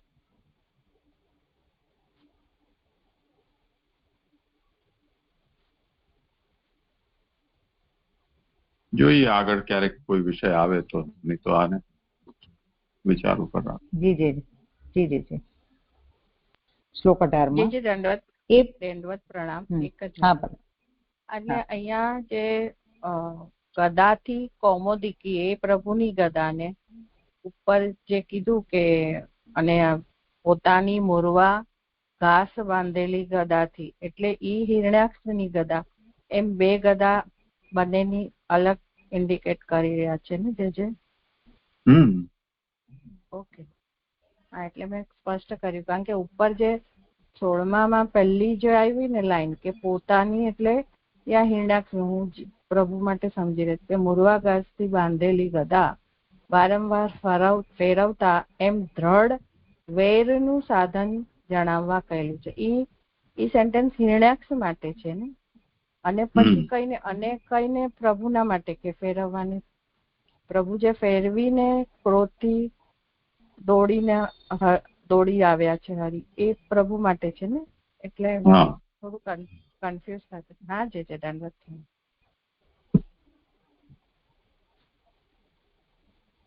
એ પ્રમાણે પરસ્પરનું યુદ્ધ કહીને નીચેના શ્લોકથી ઉપસંહાર કરે છે. એવમ ગદાભ્યામ પૂર્વીભ્યામ હર્યક્ષો હરિરેવ ચ જિગીષયા સુસંગબ્ધાવન્યોન્યમ અભિજિજ્ઞતુઃ. એ પ્રમાણે હર્યક્ષ અને હરિ પોતે જય પ્રાપ્ત કરવાની ઈચ્છાથી ઘણા જુસ્સામાં આવી મોટી ગદાઓથી એકબીજાને પ્રહાર કરતા હતા. સુબોધિનીજી, ઘણા સમય સુધી યુદ્ધમાં ઉપયોગી થાય તે માટે મોટી ગદાઓથી પ્રહાર કરતા હતા. હર્યક્ષ એટલે હરિ જ હતા. અક્ષણી, આંખમાં જેની તે હિરણ્યાક્ષ હરિની સમાન હતો એમ જણાવવા તેને માટે હર્યક્ષ શબ્દ યોજેલો છે. હરિ એટલે ભગવાન, વધ કરાય તેવા ન હતા, એટલે કે ભગવાન કેવા હતા તો વધ કરાય એવા ન હતા એમ જણાવવા બંને માટે હરિ શબ્દ યોજેલો છે. કેમ કે હર્યક્ષ એટલે હરિ, અને જેની આંખમાં રહે છે એ હિરણ્યાક્ષ,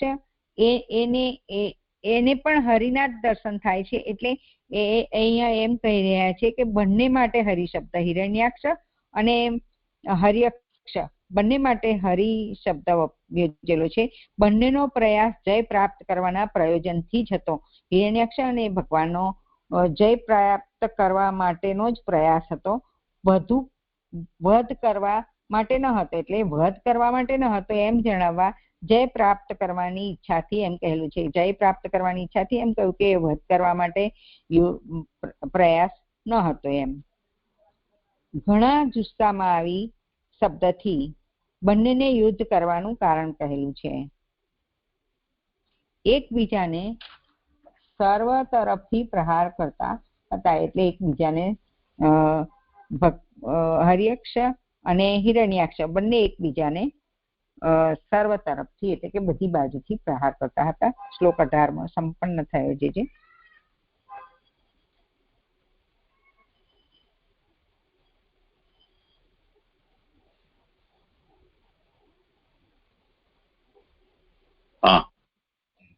દંડવત પ્રણામ જે હવે અમારું નિરૂપણ પર સંપન્ન થઈ ગયું છે. અચ્છા, બરોબર. હા હા જી દંડવત પ્રણામ. 19 થી 23 શ્લોક જે છે એનું પારાયણ કરું છું. પહેલા 19નો શ્લોક.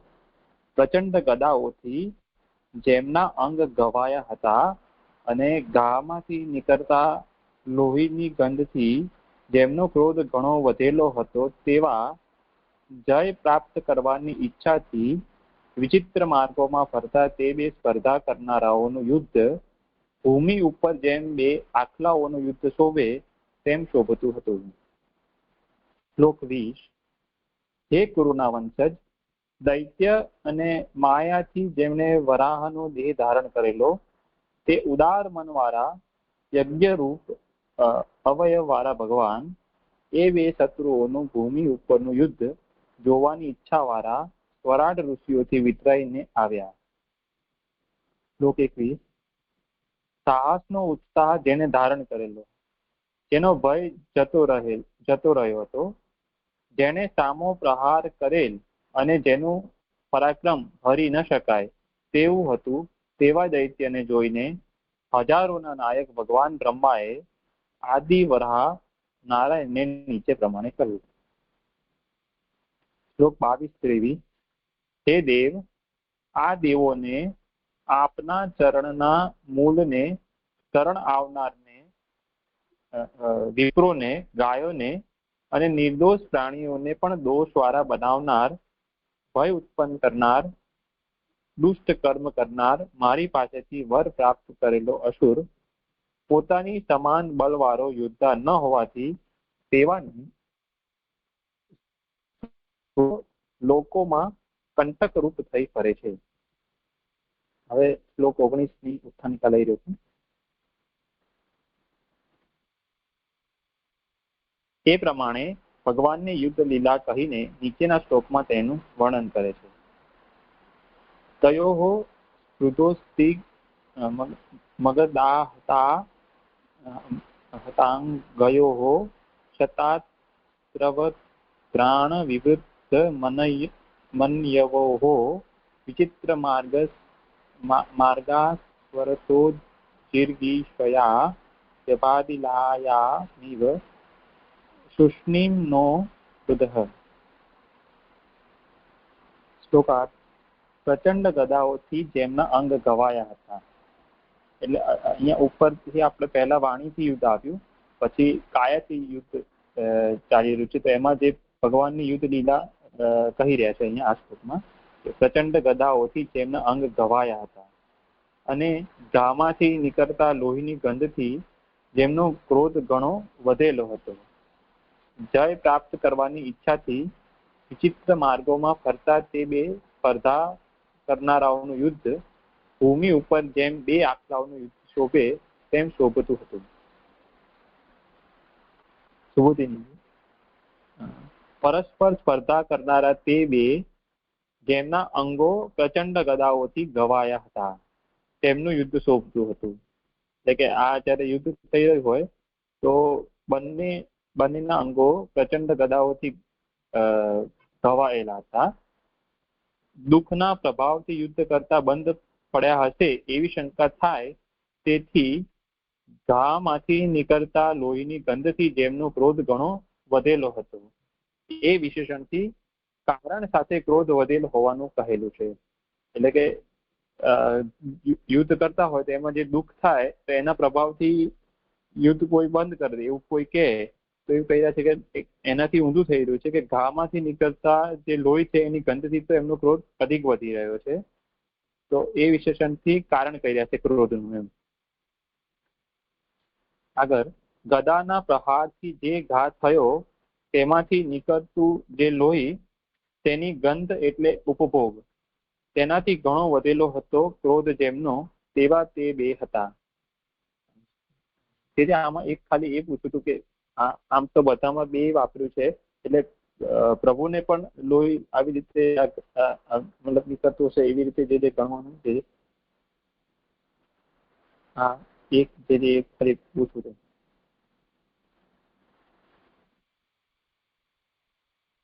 હા, બંનેમાં એવું છે. ગદા યુદ્ધના વિચિત્ર માર્ગોમાં ફરતા વિશેષણથી યુદ્ધ લીલામાં વીર રસમાં આસક્તિ કહેલી છે. એટલે કે અહીંયા આ જે ગદા યુદ્ધ જે કરી રહ્યા હોય તો બે વિચિત્ર માર્ગોમાં ફરતા હતા. એટલે મતલબ સામે વાળો ખબર ના પડે એવી રીતનું મુવમેન્ટ કરે એવું લાગી રહ્યું છે. અને એનાથી એવું સમજમાં આવી રહ્યું છે, એ વિશેષણથી સમજમાં આવી રહ્યું છે કે આથી એ લોકોની આસક્તિ છે યુદ્ધ લીલામાં. એટલે કે સ્વરૂપથી અને અભિપ્રાયથી જય પ્રાપ્ત કરવાની ઈચ્છા જ હોવાથી આમાં પણ જય પ્રાપ્ત કરવાની ઈચ્છા જ કારણરૂપ હતી.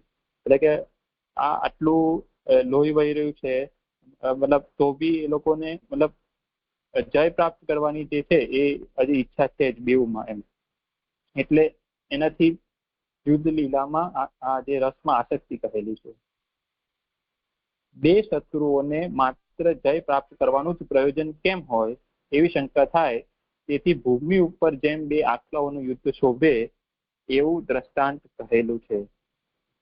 એટલે કે બેને જય કરવાનું જ પ્રયોજન કેમ હતું એમ એવું શંકા થાય તો એ કહી રહ્યા છે કે જેવી રીતે ભૂમિ ઉપર જેમ બે આખલાઓનું યુદ્ધ શોભે એવું દ્રષ્ટાંત કહેલું છે. ટીલા એટલે ભૂમિ. એકમાં સ્થાન દર્શાવવા 7મી વિભક્તિ છે અને બીજામાં પ્રયોજન દર્શાવવા 7મી વિભક્તિ છે. જેમ પૃથ્વી ઉપર કામને લીધે મત્ત થયેલા બે ઘણા પુષ્ટ આખલાઓ એકબીજા ઉપર વિજય પ્રાપ્ત કરવાની ઈચ્છાથી યુદ્ધ કરે છે, અથવા જેમ ગાય માટે તે બેનું યુદ્ધ થાય તેમ તે બેનું યુદ્ધ વ્યપાત કે શોભતું હતું. એમ એટલે અહીંયા એક્ઝામ્પલ થી આપી રહ્યા છે કે ભાઈ ભૂમિ ઉપર જેવી રીતે બે આટલાઓ લડે એટલે બે બલવાન લડે તેવી રીતનું આ લોકોનું યુદ્ધ શોભતું હતું. એમાં જે આ 7મી એક છે દર્શાવવા ઉપર એક છે, બહુ એટલું સમજમાં નથી આવી ફૂટનું તો હું વાંચું છું. જેમ ભૂમિ ઉપર સ્થાન દર્શાવનારી સપ્તમી એટલે કે બે આટલાઓનું યુદ્ધ શોભે તેમ ભૂમિ માટે પ્રયોજન દર્શાવનારી સપ્તમી એટલે કે હર્યક્ષ અને હરિનું યુદ્ધ શોભતું હતું. ઈલા એટલે ભૂમિ અને બે ગાય એટલે બે અર્થ કર્યા હોય એવું લાગી રહ્યું છે. અને આ 7મી વિભક્તિ એટલા માટે આવી રહી છે કે ભાઈ એકમાં સ્થાન દર્શાવવા એટલે કે ભૂમિમાં સ્થાન દર્શાવવા, અને બીજું જે આ થોડુંક એ નથી સમજમાં આવી રહ્યું 7મી વિભક્તિનું જે આપ સમજાવજો કે બીજામાં પ્રયોજન દર્શાવવા. પ્રયોજન લક્ષણા પણ હોય છે અને અધિકરણ પણ છે. તો અહીંયા ભૂમિ ઉપર એ અધિકરણના અર્થમાં અને ભૂમિ માટે ભૂમિ નિમિત્તે એ રીતે પણ સપ્તમીથી અર્થ લઈ શકાય.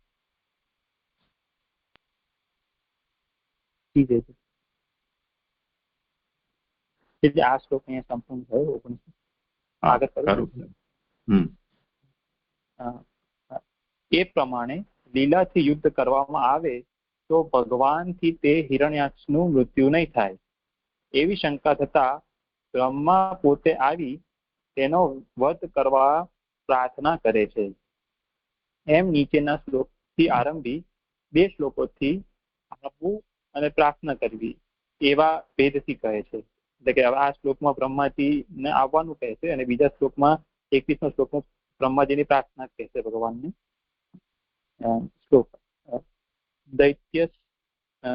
દૈત્યસ્ય યજ્ઞાવયસ્ય માયા ગૃહિત વારાત નો મર્હાત્મનઃ કૌરવ્ય મહ્યામ વિશતો વીરમદનમ સિદ્ધુક્ષુરાગાત ઋષિ નિવૃત્ત સ્વરાટ.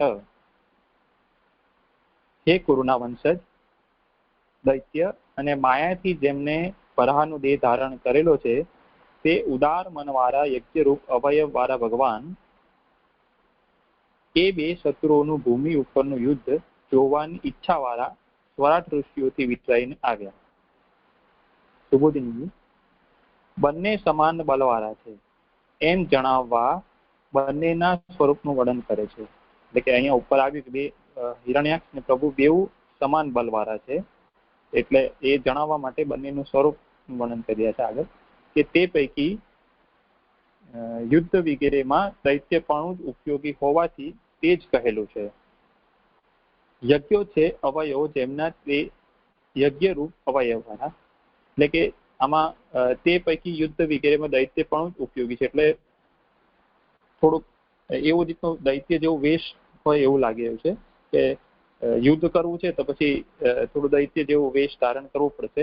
તો પ્રભુનો પણ વરાહ છે ને આમનું હિરણ્યાક્ષ પણ દૈત્ય છે, એ રીતે કહી રહ્યા છે. યજ્ઞો છે અવયવો છે એમના તે યજ્ઞરૂપ અવયવ વાળા, એટલે એ ભગવાન માટે કહી રહ્યા છે. આથી તેમનામાં એટલે કે ભગવાનમાં ક્રિયાશક્તિ પૂર્ણ છે એમ કહેલું છે. જેમના યજ્ઞો અવયવો છે તે આવા આકારવાળા કેમ હોય એ દોષને માયાથી જેમને વરાહનો દેહ ધારણ કરેલો શબ્દોથી દૂર કરતા જ તેમનું ઉત્તમ સામર્થ્ય કહેલું છે. એટલે કે હવે કોઈ એમ કહે કે ભાઈ ભગવાન છે અને યજ્ઞો જેમના અવયવો છે તો આવા આકારવાળા એટલે કે વરાહના સ્વરૂપ વાળા કેમ હોય, તો એવું કોઈ કહે તો એ દોષને પણ એવું એનાથી દૂર કરી દે છે કે ભાઈ માયાથી જેમને આ વરાહ રૂપ વાળાનો દેહ ધારણ કરેલો છે એવું કહી રહ્યા છે. અહીંયા શબ્દોથી દૂર કરતા જ તેમનું ઉત્તમ સામર્થ્ય કહેલું છે. ઉદાર મનવાળા એ વિશેષણથી એમ સૂચવેલું છે કે તેવા ભગવાનને યુદ્ધ કરવાનું પ્રયોજન જણાતું નથી. ઉદાર મનવાળા એ વિશેષણથી એમ સૂચવેલું છે કે તેવા ભગવાનને યુદ્ધ કરવાનું પ્રયોજન જણાતું, એટલે મતલબ આમ તો ભગવાનને ઉદાર મનવાળા કહી રહ્યા છે તો પછી એ યુદ્ધ કેમ કરે એવું એવું એટલે પ્રયોજન નથી જણાતું એમ. છતાં પણ મોટા પુરુષોના ચરિત્રમાં વિશ્વાસ રહે તે માટે વિદુરનું એટલે કે હે કુરુના વંશજ એવું સંબોધન કરેલું છે. જલમાં યુદ્ધ થતું હતું એ વિચાર પ્રમાણે તો તે એટલે કે તેમનાથી એટલે કે બ્રહ્માથી દેખાય નહીં, તેથી તેને ગણતરીમાં ન લેવા. જેથી આ થોડું સમજમાંથી આવી રહ્યું કે જે જલમાં યુદ્ધ થઈ રહ્યું છે તો બ્રહ્માજીને કેમ ન દેખાય એમ, એટલે કે એ દેવલોકમાં છે એ રીતે લેવાનું અને એમને ગણતરીમાં ન લેવા એ બી છે થોડું સમજમાંથી આવતા. આ શ્લોક કરી લો પછી આપ સમજાવી દેજો. મયામ એટલે કે ભૂમિ ઉપરનું બે શત્રુઓનું મોટું યુદ્ધ જોવાની ઈચ્છા વાળા બ્રહ્મા પોતે આવ્યા અને હિરણ્યાક્ષનો વધ થતા બ્રહ્માનું કયું પ્રયોજન સિદ્ધ થશે એવો પ્રશ્ન થાય, તેથી સ્વરાટ એમ કહેલું છે. કારણ કે તે બ્રહ્મા બધી સૃષ્ટિના રાજા છે. એટલે કે જે આ બ્રહ્માને કોઈ એમ પૂછે કે ભાઈ પ્રયોજન શું હોય કે ભાઈ હિરણ્યાક્ષનો વધ થાય, તો પછી એવું કહી રહ્યા છે કે ભાઈ અહીંયા બ્રહ્મા બધી સૃષ્ટિના રાજા છે, તો ઇન્દ્ર વગેરે તેમના અંશો છે. સાક્ષી ઇન્દ્ર વગેરે તેમના અંશો છે, એટલે દેવતાના બધા એ રાજા થાય બ્રહ્મા. તો એ રીતે હિરણ્યાક્ષનું વધ થાય એ બ્રહ્માજી માટે પ્રયોજન વાળું છે. અને સાક્ષી થવા માટે ઋષિઓ આવેલા એવું પણ કહી રહ્યા છે. આ એક જલનું સમજમાંથી આવી રહ્યું. જલમાં યુદ્ધ થતું હતું એ વિચાર પ્રમાણે તો તેમનાથી એટલે કે બ્રહ્માથી દેખાય નહીં. અને પછી જે અહીંયા નીચે એવું પણ આવી રહ્યું છે કે ભૂમિ ઉપર બે શત્રુઓનું મોટું યુદ્ધ જોવાની ઈચ્છા વાળા. એટલે આ વર્ણનમાં એવું આવી રહ્યું છે ને કે બ્રહ્માજીનો અત્યારે પ્રવેશ થયો છે. આના પહેલા જલની અંદર આ બધું ચાલી રહ્યું હતું, તો ત્યાં સુધી બ્રહ્માજી તે વખતથી ત્યાં ઉપસ્થિત ન થયા. તો કદાચ એ અભિપ્રાયથી કે જલના વિકત થતું હોય તો આકાશમાં બ્રહ્માજી ઉભા રહે તો એમને શું દેખાય. પણ હવે કેમ કે યુદ્ધ બહાર આવી ગયું છે જલના, તો હવે બ્રહ્માજી આવ્યા છે.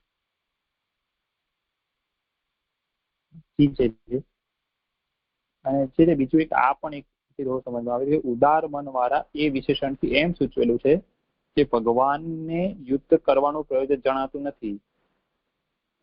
પણ એટલે એ રીતે લેવાનું કે ઉદાર છે તો પછી બધું આપી દે એમ, એટલે મતલબ પૃથ્વી માગી રહ્યા છે તો આપી દે એમ, એવી રીતે જે લેવાનું. ને પછી એનાથી પાછું આ કનેક્ટ કરી રહ્યા છે કે મોટા પુરુષોના ચરિત્રમાં વિશ્વાસ રહે તે માટે એ કુરુના વંશજ એવું સંબોધન કરેલું છે. એ પણ સમજવાનું છે આ બે વસ્તુ. હા, એ તો ઠીક છે. તાદૃશસ્ય યુદ્ધ કરણે હેતુ ન જ્ઞાયતે. ભગવાન મહાત્મા છે, તો આવા ક્ષુદ્ર કાર્ય માટે ભગવાનને સ્વયં પધારવાની શું આવશ્યકતા હોય? તો સંકલ્પ માત્રથી સિદ્ધિ થઈ જાય.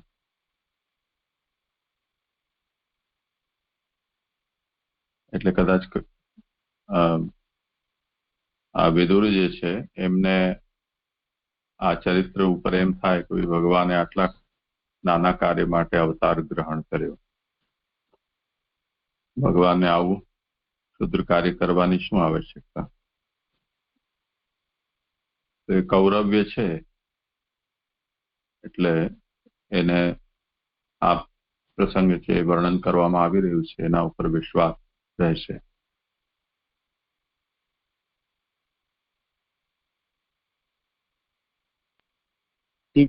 કેટલા શ્લોક છે તારા? 23 સુધી છે. સારું, કાલે કર. ઠીક છે.